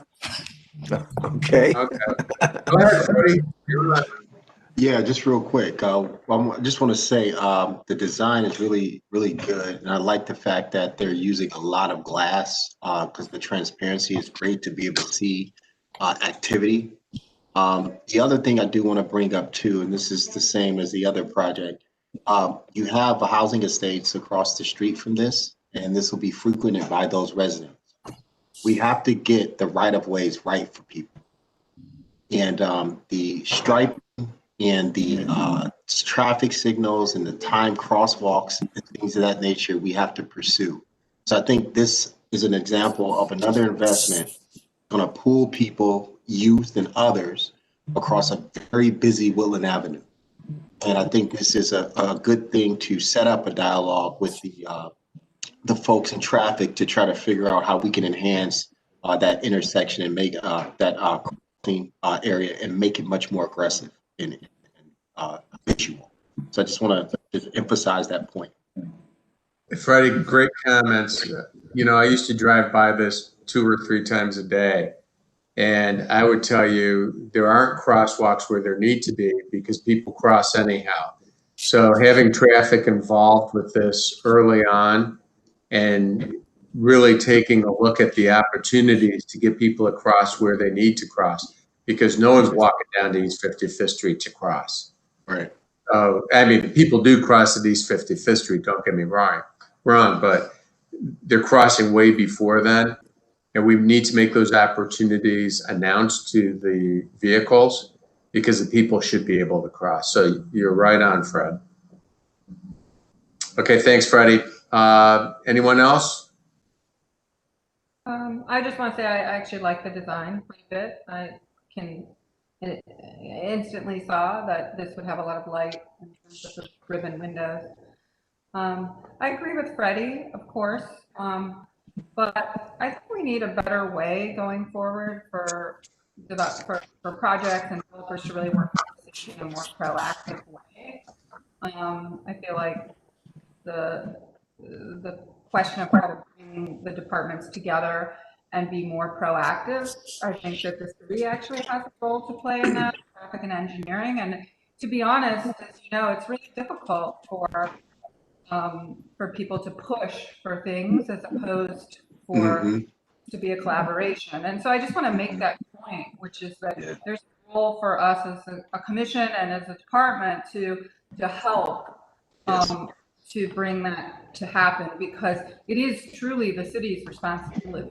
I think that applicants can help with drawings and do, really assist, but we need a more proactive and collaborative approach, or it's just not going to happen across the city in terms of etc.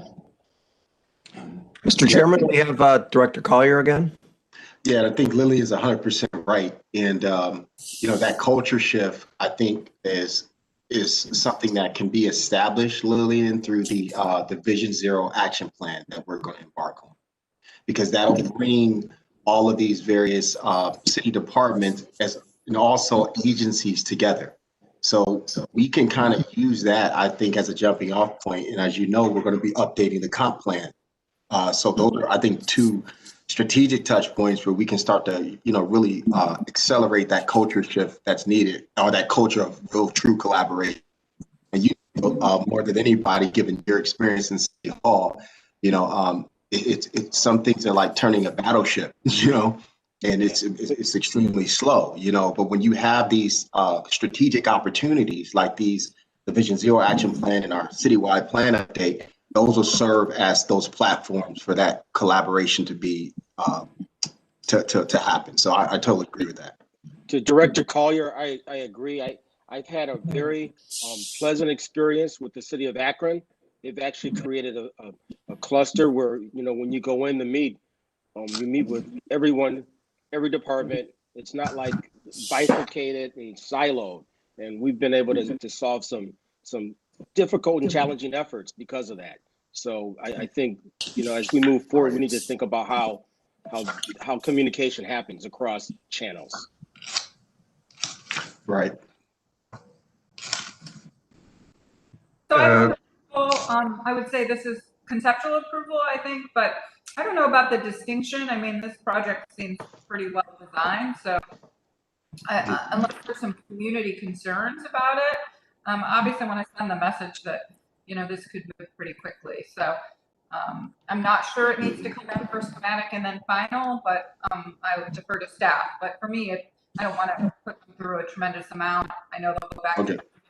So I move approval.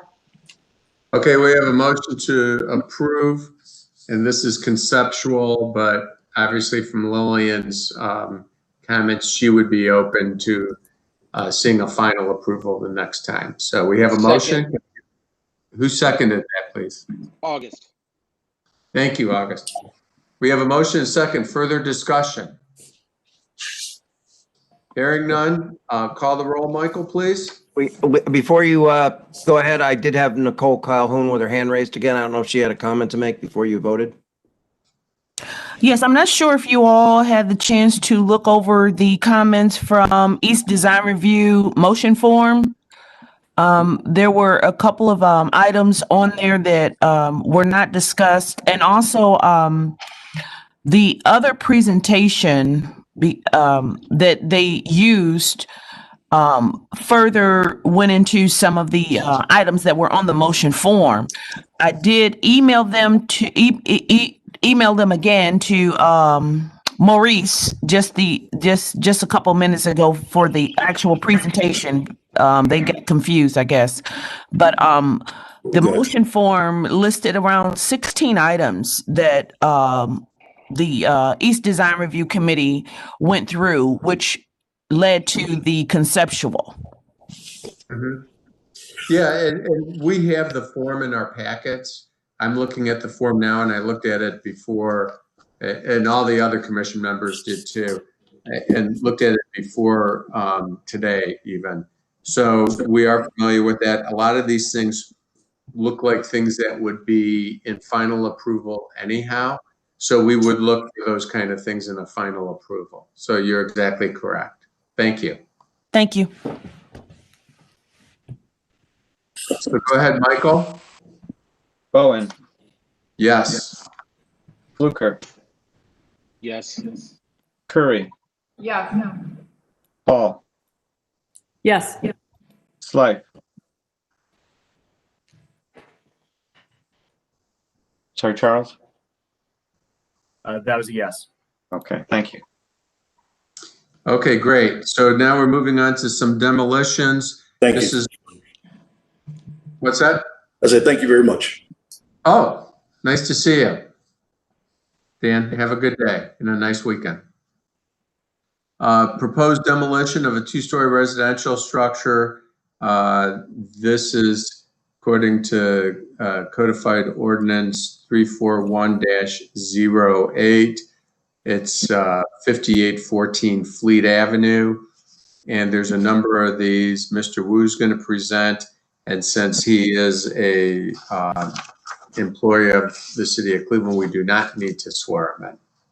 So Mr. Wu. Hey, good morning, everyone. How you guys doing? Good, thank you. All right, the first project up for demolition is the property located at 5814 Fleet, and it's right off of Fleet Avenue.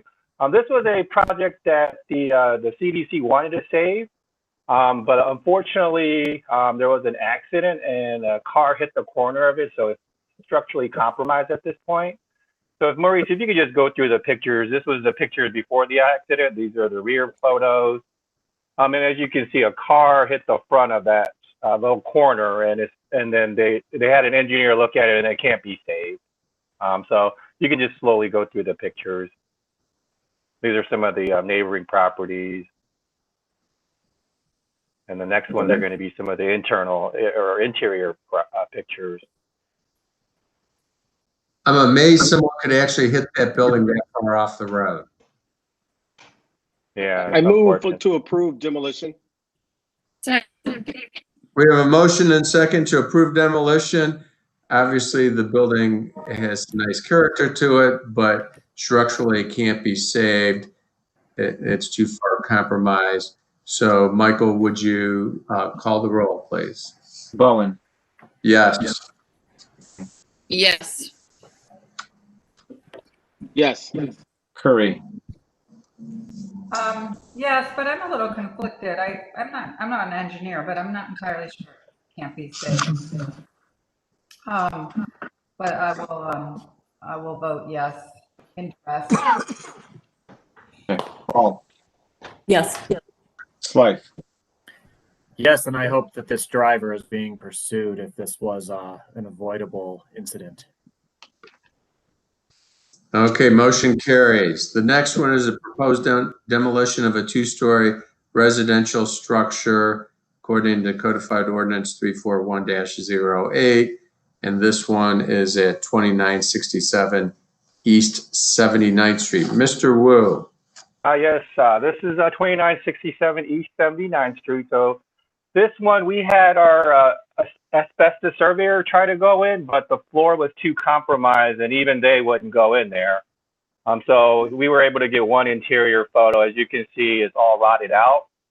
And so this one is too far gone as well. And to my knowledge, it doesn't have any character that's worth saving at this point. I move to approve demolition. Second. Motion is second to approve demolition. This one's too structurally compromised and according to staff has no redeeming characteristics on the outside. So Michael, could you call the roll, please? Bowen. Yes. Downing. Yes. Fluker. Yes. Curry. Yes. Paul. Yes.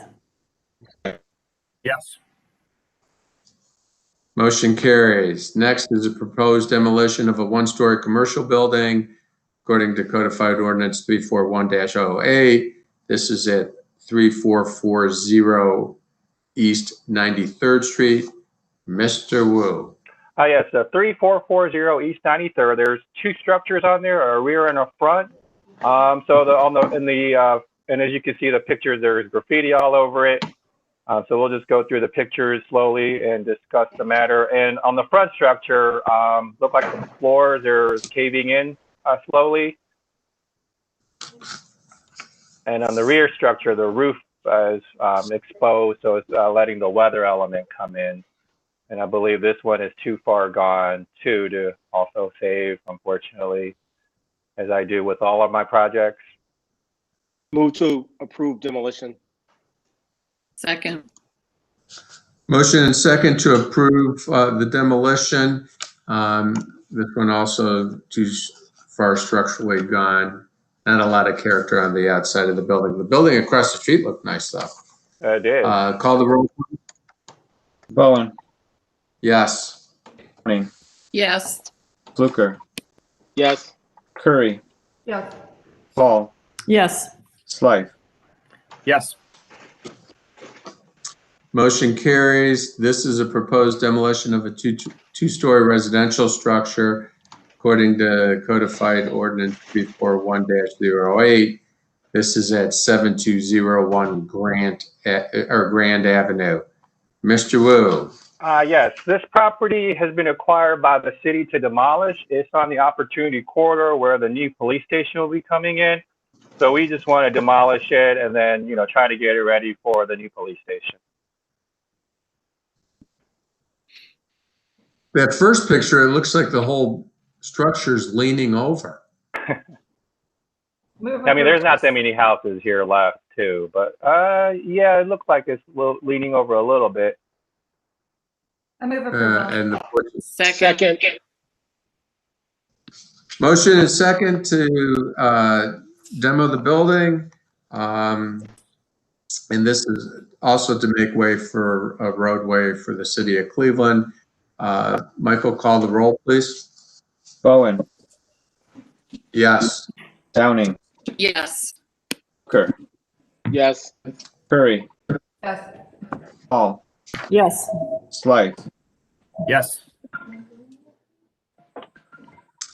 All right. It seems like we're going to stay back on the Woodland area. So Woodhill Center, West Apartment Buildings, new construction. This is at 9511 Buckeye Road. Who's here to speak to this one? Mr. Chair. Alex Pesta. Before we begin, I have to recuse on the next couple items. Okay, thank you, August. Yeah. Thank you. Thank you. And it looks like we have Philip Migas with his hand raised also. Yep. Okay, so we have Philip and Alex. And then Please also raise your Mark, right hand. and also Marka Fields. Oh, okay. Marka, you don't have to raise your hand, your staff. So do you solemnly swear to tell the truth, the whole truth, and nothing but the truth as you shall answer under the penalty of perjury? Yes. Philip, can you say yes?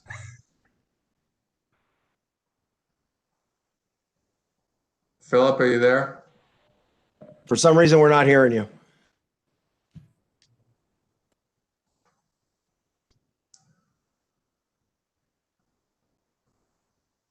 Can you nod your head up and down?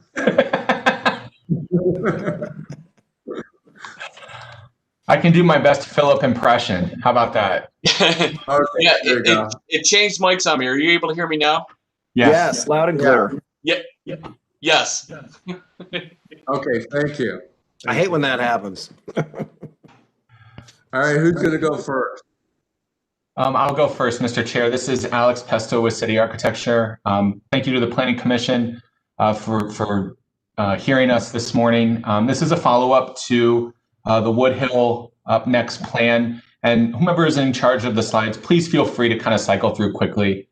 This is just to provide a little bit more context and remind you of the plan that was approved in August of last year. Our focus area is core to the Woodhill estate, which is at the intersection of Woodland, Woodhill, and 110th. This continues to be a neighborhood movement. We have submitted this past year in November to HUD for the next round of implementation funding. The first 2 phases of housing that Philip is going to walk through with you this morning are funded through OFA. So it is not contingent upon the federal HUD funding, but is already underway. And so we've been working very diligently with our pre-development work to fulfill the residents' vision of dignified housing within the neighborhood. And you'll see the first 2 phases when we get to the overall phasing map. If you could go ahead and flip through some of the slides that are here, but you guys know this plan, I think, well. You spent some time with us as we reviewed it in August, and we continue to work away on this. This is not a 3-year plan. This is not a 5-year plan.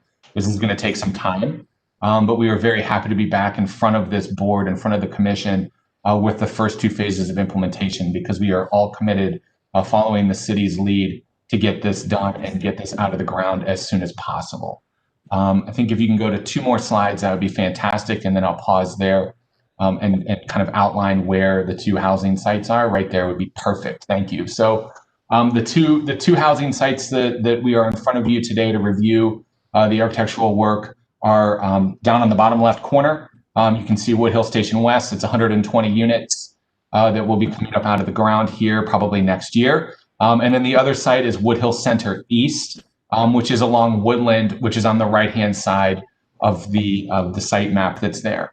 And what's critically important about these 2 phases being kind of prioritized is it gives our development team and it gives the residents an opportunity to kind of fulfill a move once or move first option to remain in the Buckeye neighborhood, so that ultimately the core site, which you can see kind of in the center of the screen, which is the existing Woodhill Estates, can be reconstructed without displacing people twice. So the idea is that they would move out, they would find a new home either in one of the 2 new phases that are coming online here soon, or given opportunities to move to other places. So if you could move to the next slide, I think the first one, and Michael Bozick, I just want to make sure we do have 2 separate motions. Would you like us to pause between the 2 for the Planning Commission to take action? Yes, Alex, that would be the plan. Yeah. All right, thank you. So we will do that. The first site, this is a little bit old, it's out of date. That the school site at the intersection of Woodland, Woodhill, Buckeye, Shaker, the whole world kind of comes together at the transit station that's there. You can see the site outline kind of in the white dashed line. The school building has been demolished. The site is ready for reconstruction. So with that, I'm going to turn it over to our project manager and architect, Philip Migas, to walk through the specific site planning and then walk through the building kind of as we see it so far. As a context, I will share that we were able to get to gain final approval at the design review. So I just wanted to provide that as a little bit of context as we enter into the conversation. So Philip, I'm going to pass the baton to you, my friend. All right. Thank you, Alex. Can you go to the next slide, please? So this is the site plan, the design site plan for the Woodhill station. And what we're really looking at is it has we've kept the future building on this site plan to kind of understand the context. So there's a road that is kind of a straight road that goes between Buckeye Road and Wamlick. Everything to the left of that drive aisle is the project that we're talking about. Everything to the right of it is future phase. And it is labeled as future. We thought it was important to kind of understand, give the context of what we're planning on doing for this whole entire site, and not just looking at what we're doing for this first phase. You can see in the bottom right hand corner the RTA station. That's really important and key to the site and how it works. There are fewer parking spaces on the site because of the RTA station, and also we've got fewer people that need cars that are going to be going into this building. We've kind of done an internal review already with Marka, and she really has pushed us to redefine our site and have fewer curb cuts and really pull in a nice plaza feel to this the space between the future building and this new one. There's a lot of outdoor spaces and amenities that are being provided for residents in that space, including outdoor seating areas, playground areas, pavilions, and picnic areas for residents to use. It is also directly related to the spaces that are internal to the building. We have only 61 spaces on the site when we have 120 units in the building. We do have some severe grading on the site. Unlike most spaces in places in Cleveland, this one actually drops 36 feet from one side of the site to the other. So we've had to really look at how we can get parking in there and work with the building to accommodate grade. The entrance is from the plaza area, actually comes in the second floor into the building, and then the lower level, which is the majority of the parking towards the left of the site, comes into the first level. Why don't we go ahead and go on to the next slide? So this is the landscaping plan. So this is the overall landscaping plan. The key to this is really showing that we've got a plant list here. We've already established some local plants that are hardy, going to be easy to maintain, that are correct for the climate we're putting it in. If you go to the next plan, you'll actually see some blow up for this area. Oops, we took that one out. So that was the last picture was kind of an idea of the plants that are going to be going onto this site. And there's also some on the right, you'll see some of the the furniture we're planning on using. So we have some seating areas out around the site, garbage cans. The bollards are going to be used around the turnabout that we have established so we can have vehicles still come up to the front entrance. If you go back one image for me. So you can see the turnabout. We've got bollards. We thought that it was key to bring people to that entrance, both for emergency situations. Also, we've got deliveries. Also, we've got Uber drivers and everything else that needs to be picked up. So, but it's still, we were putting pavers in there, and we're kind of using those bollards that you saw on that last slide to kind of separate between pedestrian and vehicular ways. So, all right, go ahead, go to the next slide. Like I said, regional materials, hardy materials, but we're still trying to provide some flowers and some color throughout our landscaping. Go ahead and go to the next slide. This is the first floor level. So you'll see everything that is in the purple is kind of under that second floor level in that community area. And that's basically the maintenance. It's basically a basement area. It's the maintenance area. It's kind of utility area. There is a bike room that is located right off of the lobby so that we have bikes that can be stored in the building. There'll be a bike rack right at the rear entrance, one at the front entrance outside, but also will allow tenants to actually bring their bikes in and store them there. The room you see on this plan is smaller than what we're actually developing. We've actually enlarged that in the recent weeks, but it will be substantial for the tenants to be able to store. You'll see on these plans as we go through it, there are three different types of units. There's a 1-bedroom, a 2-bedroom, and a 3-bedroom. The 1-bedrooms are kind of the pink layout. The orangey, the yellow one is the 2-bedroom. The 3-bedroom is the orange ones. You can see 2 of them on the far left of that plan there. There you can see they're kind of scattered. You'll see them scattered all over the plan where you have 1s, 2s, and 3s kind of throughout the building. Go ahead and go to the next plan. This is the second floor. So like I was saying, you're going to be entering from that plaza off to the right. You'll see that all the community areas, fitness rooms, community rooms, leasing is all kind of grouped together in that blue area. We do have a room for some additional amenities. You can see in the upper kind of corner that provides some additional community areas, and that's the kind of stacks throughout the building for meetings and fitness rooms. So go ahead and go to the next plan. This is an example of the 3rd and 4th floor. You can kind of see that it keeps that Z shape going up. And then if you go to the next plan, you'll see that that Z shape goes off so that we have just 4 stories for the plan you're showing here, and then the 4-story, since it's lower, is off to the left. And we do have a roof deck that is on top of that for the 5th floor to be able to use for the tenants to be able to do events and different things out there. Go ahead, go to the next slide. So this is these are the elevations we're looking at. We used majority of this building is with longboard siding. It's an aluminum product. It is a wood texture or wood look to it, and then a lot of the rest of the building is brick. We kept most of the brick either down low around the base of the building or facing Woodland or Buckeye Road, which is kind of our main view line. So this is the top view is looking directly at Buckeye, and the and the one on the bottom is to the west. So if you can go to the next slide. These are the basic materials. So you can see that aluminum siding, the 2 on the top actually have a wood look.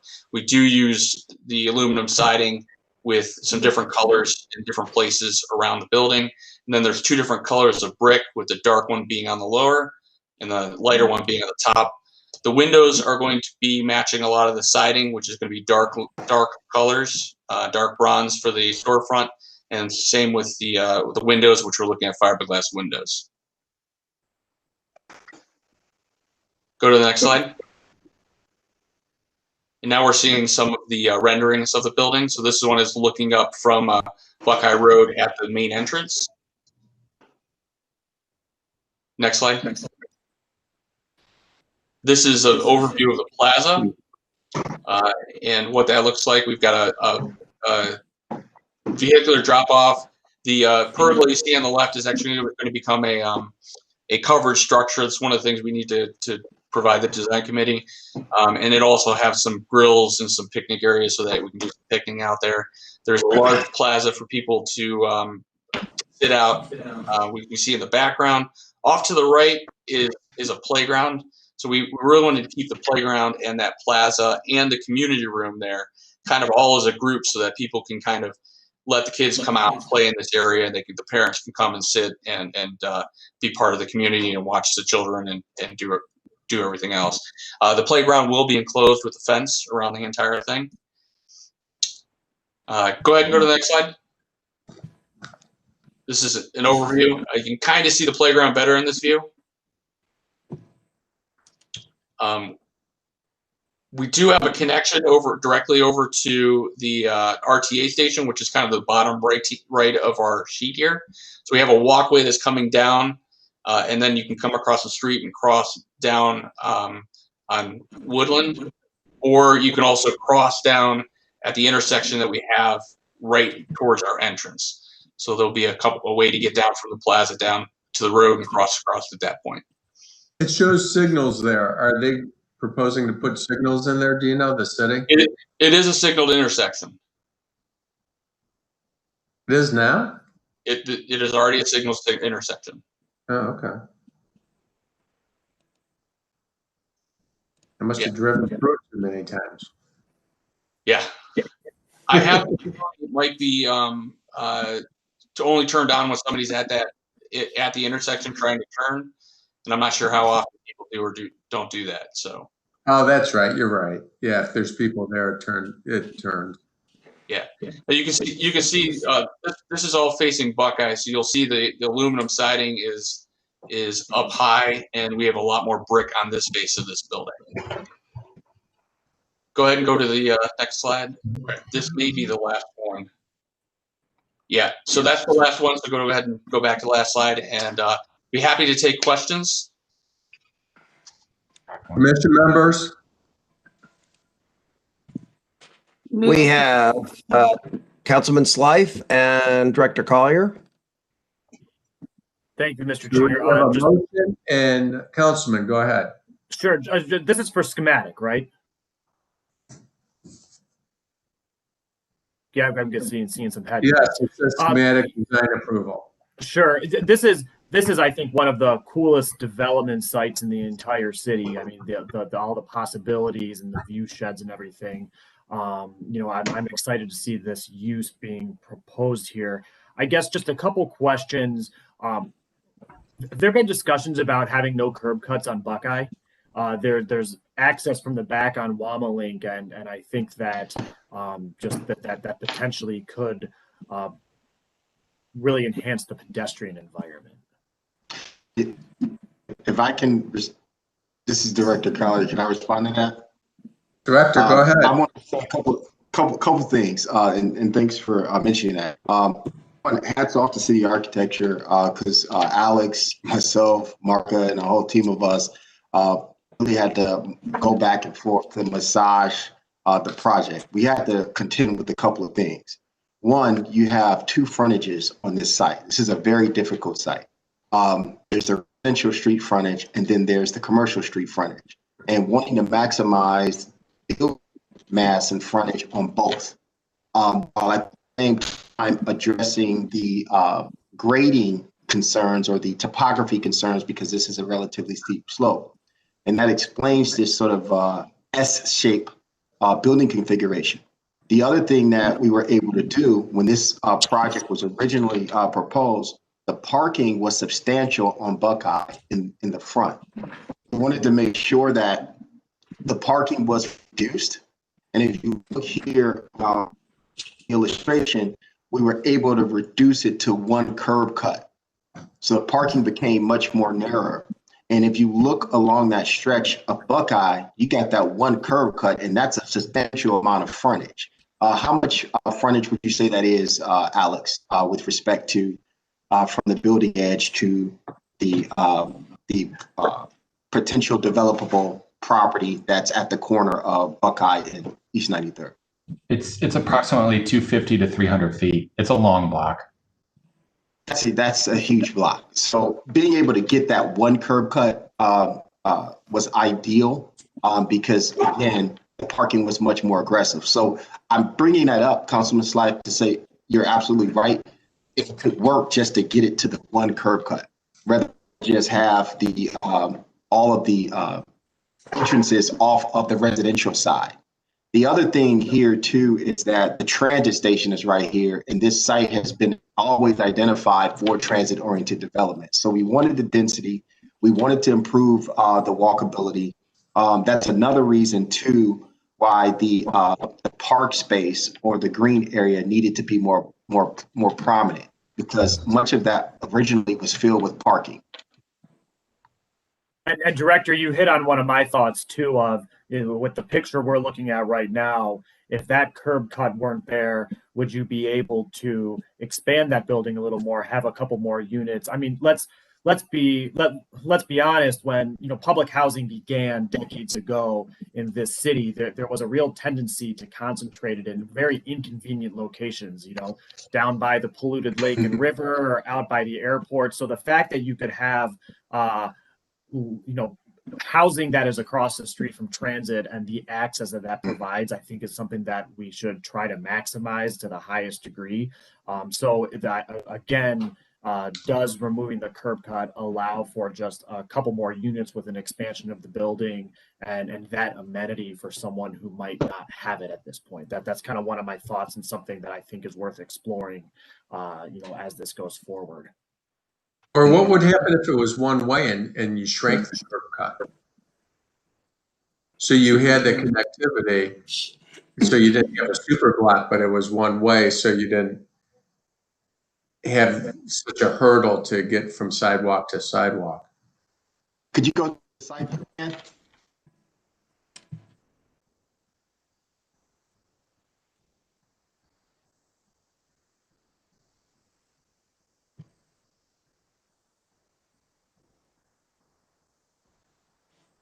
Okay, there you go. Go ahead, David, you were explaining. Yeah, I'm just wondering if the upper level drive becomes one way.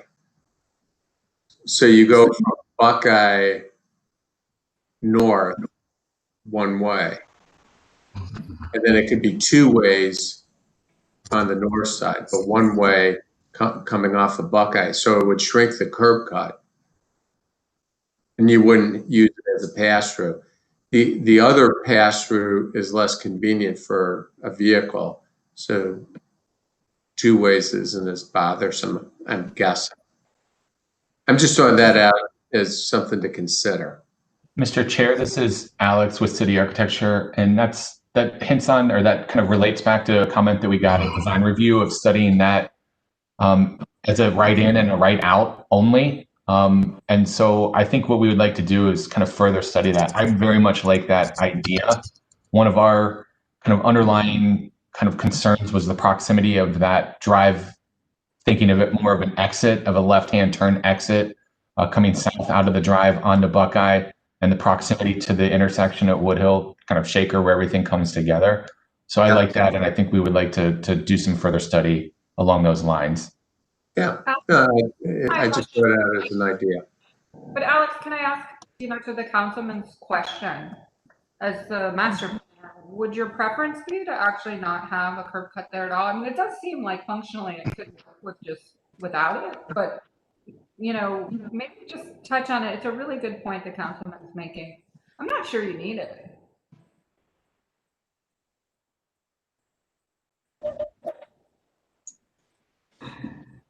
And I think Alex, do you want to answer that, or would you like me to?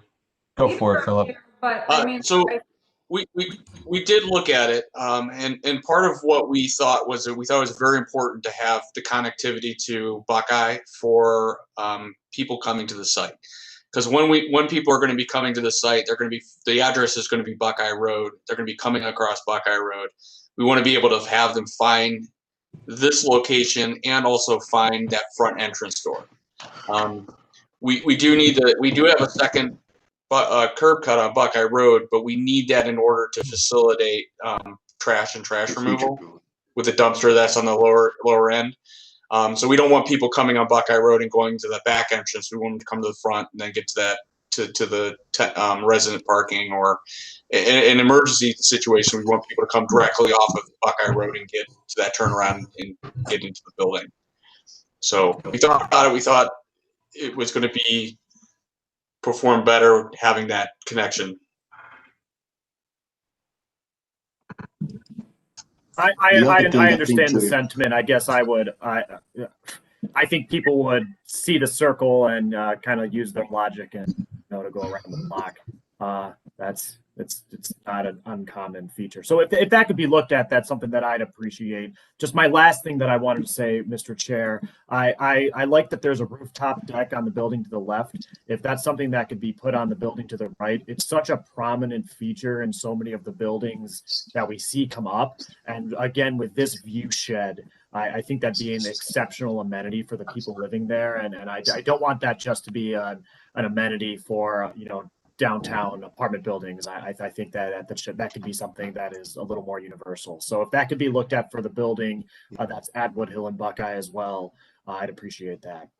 Well, it looks like they've made arrangement to put a roof deck up there too. And I'll tell you, the roof deck has to have the best views of the city. That's all I got. Any other comments from planning? I mean, I just want to say it's an exceptional project and the planning you guys have done. I know we saw the master plan, but it's a really, just so great to see the level, the architecture, the level of detail, this kind of project. So really commend you, and I'm really excited for this to start. So I believe we have a motion, but no second. Diane, did you make a motion? I'd like to incorporate Councilman Slive's request into that motion for approval. Okay. I'll second that with the further consideration of the drive, just to look at it. Super. Okay, we have a motion and a second with stated amendment. Further discussion? Michael, call the roll, please. Bowen. Yes. Downing. Yes. Curry. Yeah. Paul. Yes. Slife. Yes. Okay, we have another one. Woodhill Center East Apartment Building and Townhomes, new construction. And this is at 113 205 Woodland Avenue. Are the same presenters going to present this one too? Yes. Okay, so I won't need to swear you in again. Right. Correct. Alex, you want to do a quick introduction? Sure, I can do that, Philip. Thank you for the support on the previous. Can we actually go back one slide? I just want to kind of make sure that the context is understood and phasing standpoint. So back one, sorry. The other one more. Perfect, thank you. So just to kind of reorient everyone, Woodhill Center East, which is the next series of slides, is the site that's outlined that has the orange kind of box underneath it. It's further east off of Woodland towards MLK, towards the Larchmere district. This site plan consists of two separate buildings. One is as a cluster of townhomes and the other is a multifamily building, which Philip will walk through. Can you please go to the next slide? The site right now is the former Green Corps site. It is operating now. It has operated for the last year as the Bumper Crop Community Farm. We have been working with the operators. We've been working with the City of Cleveland and CMHA, the community builders, which are the co-developers, to find another location for the community garden. It is something that is important to the residents that are here, and everybody remains committed to finding a new home for that space. As a point of clarity, when we started to look at this site and it was identified as one of the early phases, it was not an operating community garden. And so we've kind of had to navigate it being kind of underutilized to now a place that is utilized as a garden. But we remain absolutely committed to finding a new home for that. And that really becomes that green space and community aspect is really a main tenet of the overall neighborhood plan. So those conversations continue. So I wanted to provide that as a little bit more context. Philip, now I'm going to pass it off to you to kind of go through site and the site plan and then the two building types that are here. So if you can go to the next slide, I think the next slide is context images. So this is you're seeing the garden the way it is today. So mostly a vacant except for the gardens here. So you can go to the site plan. Next slide. So this is the overall site plan. We have 77 units overall. We have a 61 unit multifamily building that is 4 stories, which you see in the bottom right, and a townhome that is to the left that is 16 units. Some of the site amenities that we have on this site is we are providing a playground, we're providing a pavilion for picnicking, and we are providing a small garden for the residents that are going to be in this complex. You can go, and then we have a patio that is directly on the street so that our community area can spill out outside into a patio area right on Woodland Avenue. Go ahead and go to the next slide.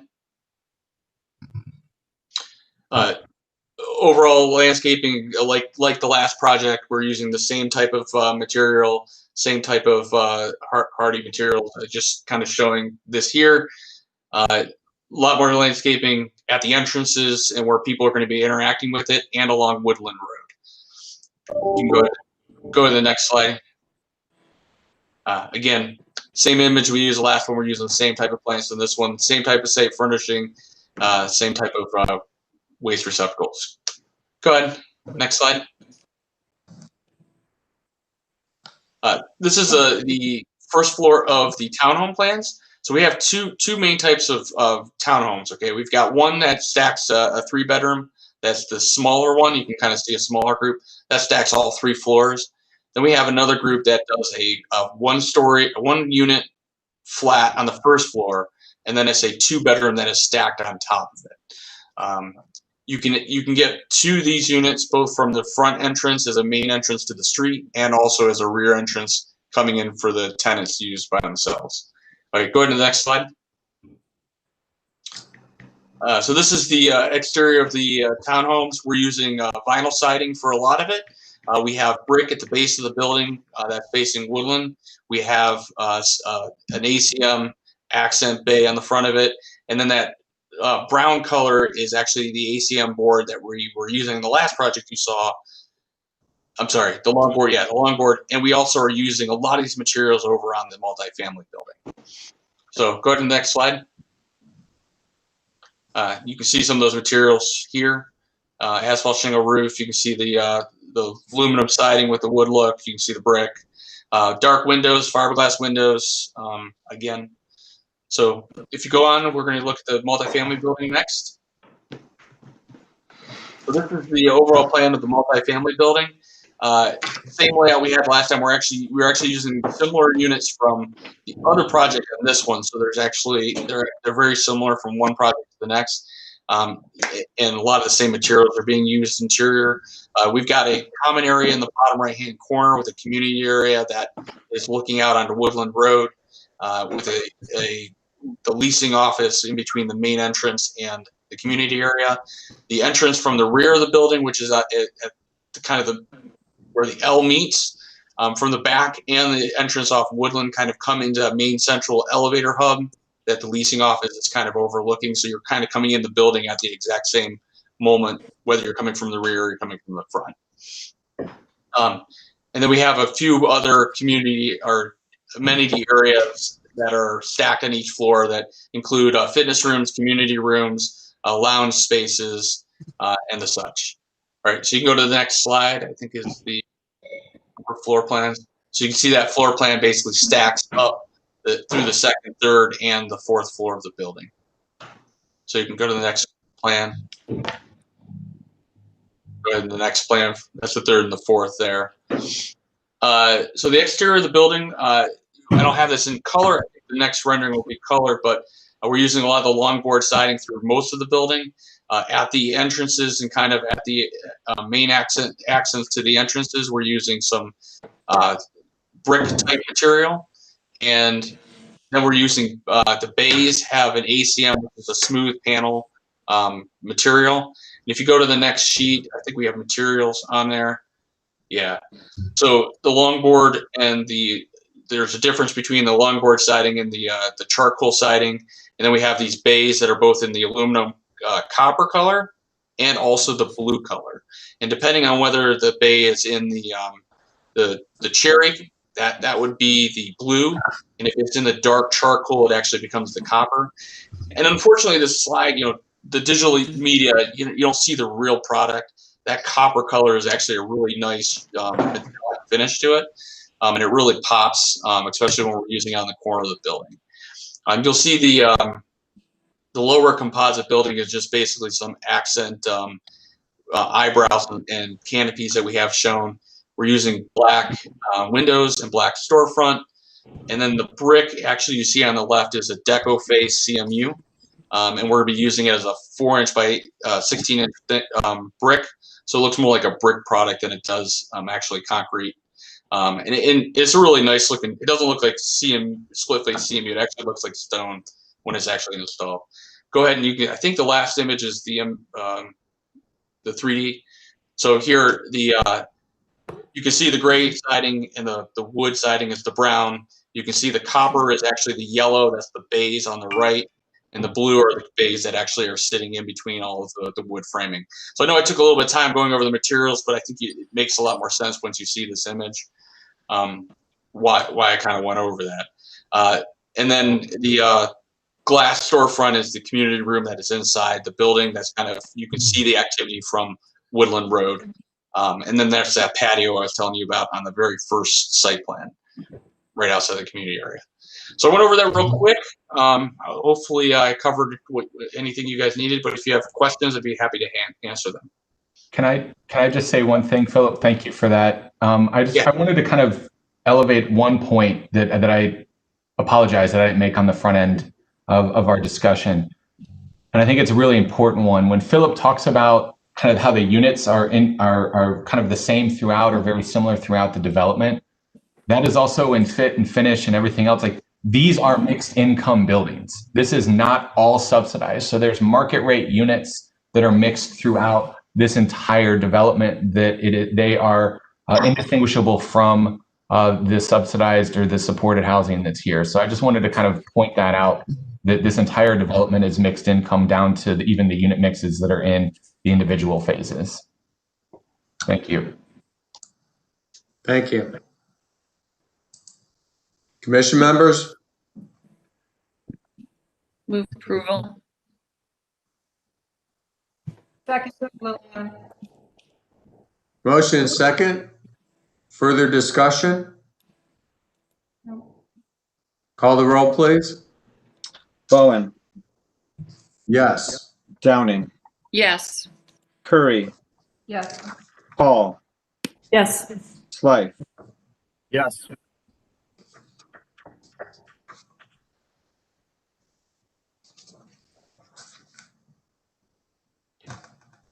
Did he say yes? Did. Sorry. Oh, okay. Thanks. Okay, motion carries. Good luck. Thank you. Appreciate the comments. We'll see you back. See you soon. Sounds great. Thank you so much. Okay, proposed partial demolition of a one-story commercial building, and this is at 14700 Lorraine. Who's here for this one? Looks like we have Daryl Mabson. Daryl? Yes. You there? Yes. Please raise your right hand. Do you solemnly swear to tell the truth, the whole truth, and nothing but the truth as you shall answer under the penalty of perjury? I do. Go ahead. Okay. This building is located at the corner of West 147th and Lorraine. And what we're proposing is a new restaurant, a new 300-seat restaurant. We're here today to get approval for demolition of 2 existing buildings right now. You can scroll down. Scroll one more down. Okay, this is a proposed site plan. You can see the proposed building is located in the middle of the site. Along Lorraine Avenue, we're proposing parking, and to the west, also parking, and a patio to the east. And two buildings to the rear of the building that will remain storage for the client's use of other properties. Okay, you can roll one down. I'll show you this. Okay, this is the floor plan, and you can see the entrance, which will be facing Lorraine.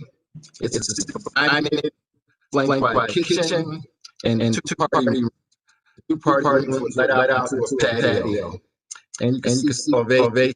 We're currently in a design development, and we have one review of the Far West Architectural Review Board, which we still around with. Okay, scroll one more down. I have a rendering. Okay, this is the rendering looking along Lorraine Avenue, and you can see it's a hip roof with a central canopies over storefront windows looking out into Lorraine, and stucco above the awnings with a stone base and a stone entrance. We can scroll back up to the top and show you the actual proposed buildings. Right here in this line. Okay, as you see to the left, that's an existing aerial view of the site right now. There's two buildings that we're proposing to demolish, Building A and Building B. And you can see Building A is the green canopy building on the lower right corner, and Building B in the upper right corner. Proposed building will go in the location where Building B is right now.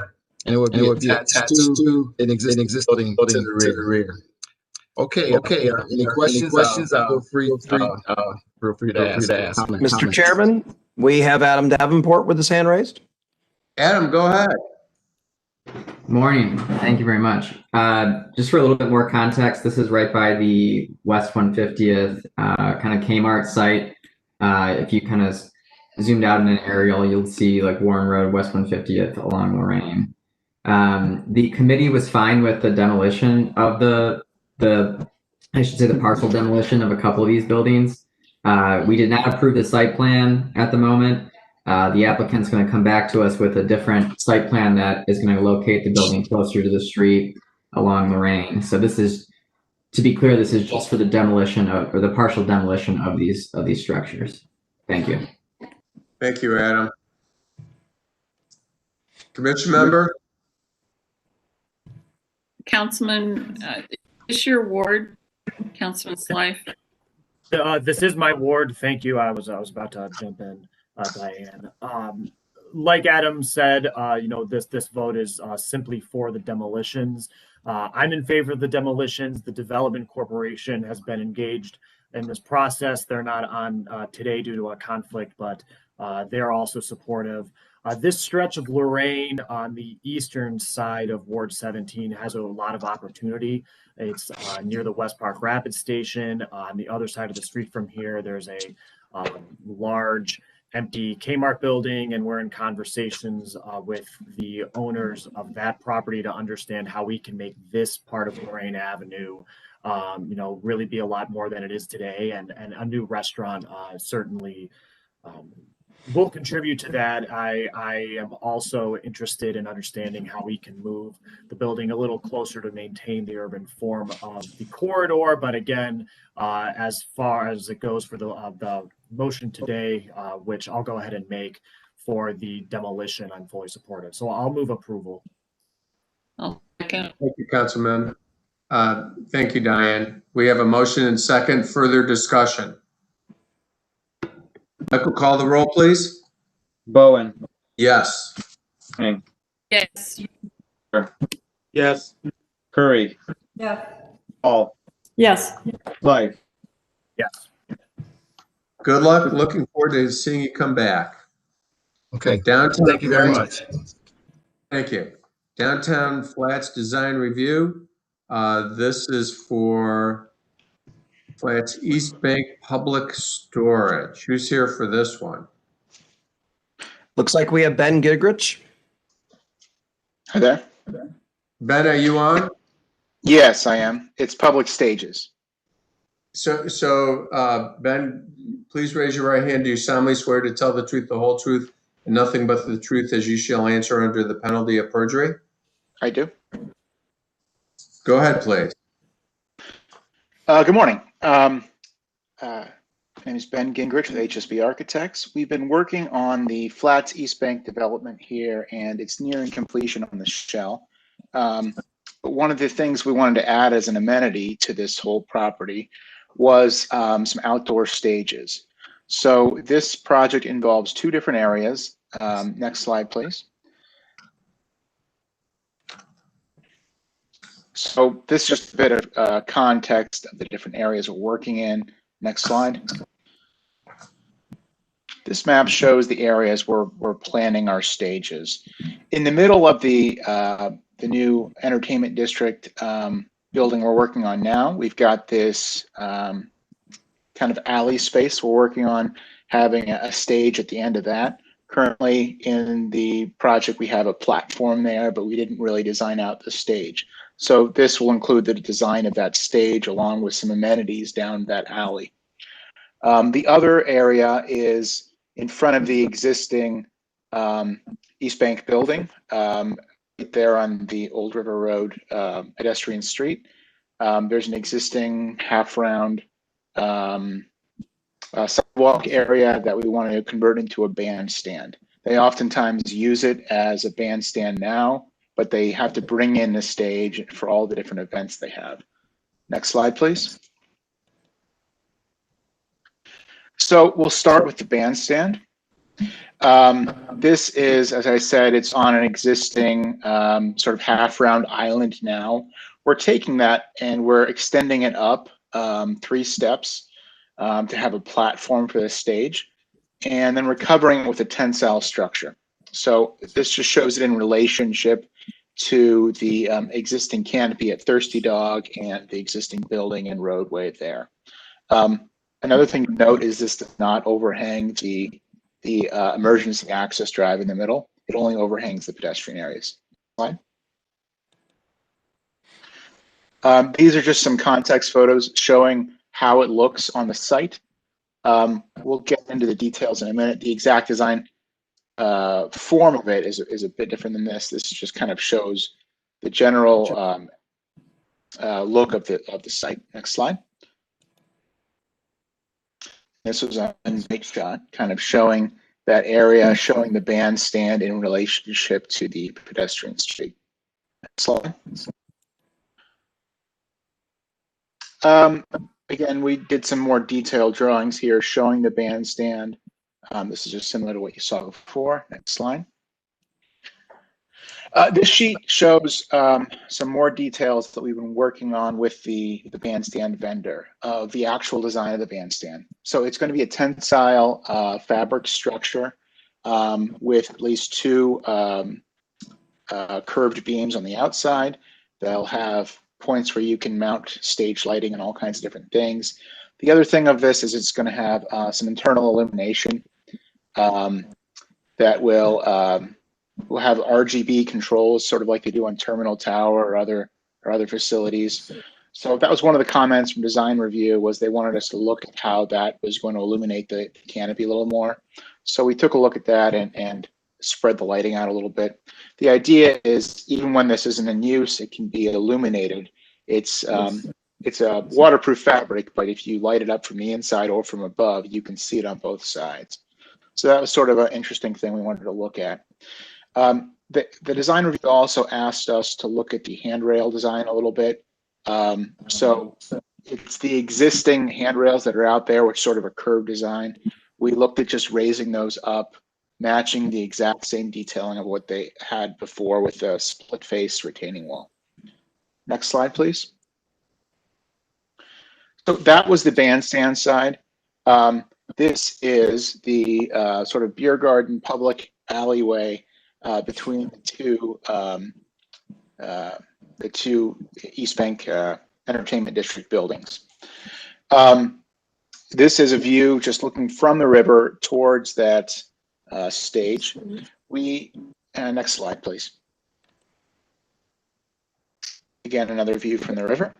The stage design here is more of a steel frame with canvas in between. And you can kind of see that matches the partie of these alternating sunshades we have going down the alleyway. Next slide, please. And again, this is just from above. The concept here was to kind of match the general partie of the buildings, where they've got all these pitched roofs kind of in a line. Down the alley, we wanted to make these alternating canvas canopies. These are going to be a mesh kind of canopy. These alternating canopies kind of go down the alleyway and create this interesting shape that is then terminated at the end with this stage. Next slide, please. Again, just another view of this. This stage, I'll get to the details here in a moment. The stage is going to be constructed of steel tubes in this shape. The shape matches the same angle of the banners that go down the alleyway. Another interesting thing we wanted to incorporate in this was some really nice lighting. So in the actual tube, we've recessed a channel that has RGB ribbons, LED RGB ribbon lighting. So we can have all kinds of different effects on that stage. The 4 different frames all have lighting inside of them, and we can have different effects that are programmable even when the stage is in use. Next slide, please. This is a daytime shot looking down the alley towards the river with the alternating canopies going down it. The other thing I didn't mention was each of the canopy is going to have an RGB light at the base of it. So all 12 of the canopies will be illuminated at night as well. Next slide, please. We just wanted to make pick some appropriate furniture for the site. This was a nice product. The extremist benches is what we were looking at. Next slide, please. And then we had some more detailed drawings just showing the layout of this. One of the questions from design review was the approximate size of the canopy. We looked at it. We decided not to make it any smaller. They thought it might be a little too big. The canopies themselves are 30 inches wide a piece. I just had concerns with making them any smaller than that because I was concerned they might twist in the wind a little bit too much. So this is our layout of the canopies. Again, they're in this alternating fashion down the alley. And next slide, please. And then this was just an elevation both sides showing where those canopies hit the building. The angle here is sort of a resultant of the difference between floors 2 and 3. So they just go down the alley between those two levels. And I believe that was the last slide. That was it. Okay. Any questions? This is Thank you, Lillian. Commission Member. I have a question. It's not a requirement, but it's just a thought to think about. So I recently had to take my daughter to New York City to school, and I was so blown away by the COVID adaptations in New York City, both in the streets and spaces like this. And I was just amazed at the incorporation of outdoor heaters or these kind of kind of planted in the ground heat poles and other things that allowed, like at this time of year, to sit outside. It was quite comfortable and safe, sort of like a COVID adaptation. So I wondered if you have explored this sort of super charming area as a place that you could use 365 if you invested in that kind of technology and integrated it into this space, that this could be a place that people could come year round. It's just a thought. It's not a requirement, but I feel like my opinion is that Cleveland is a little far behind in terms of the outdoor adaptation use that I think it's going to stick in cities. Like, I don't think it's going to go away. It's like the streets are alive with people sitting outside in the winter in a way that is super cool. So just a thought. Thank you, Lillian. Good thought. Yeah, thank you. We hadn't considered that as part of this. I think that might be a little beyond the scope of this work. This was a grant that we're getting to do some public venue work. Some of the restaurant tenants might choose to put heaters like that, which are very common on patios and things. It'd be nice to look at it holistically, though. Yeah.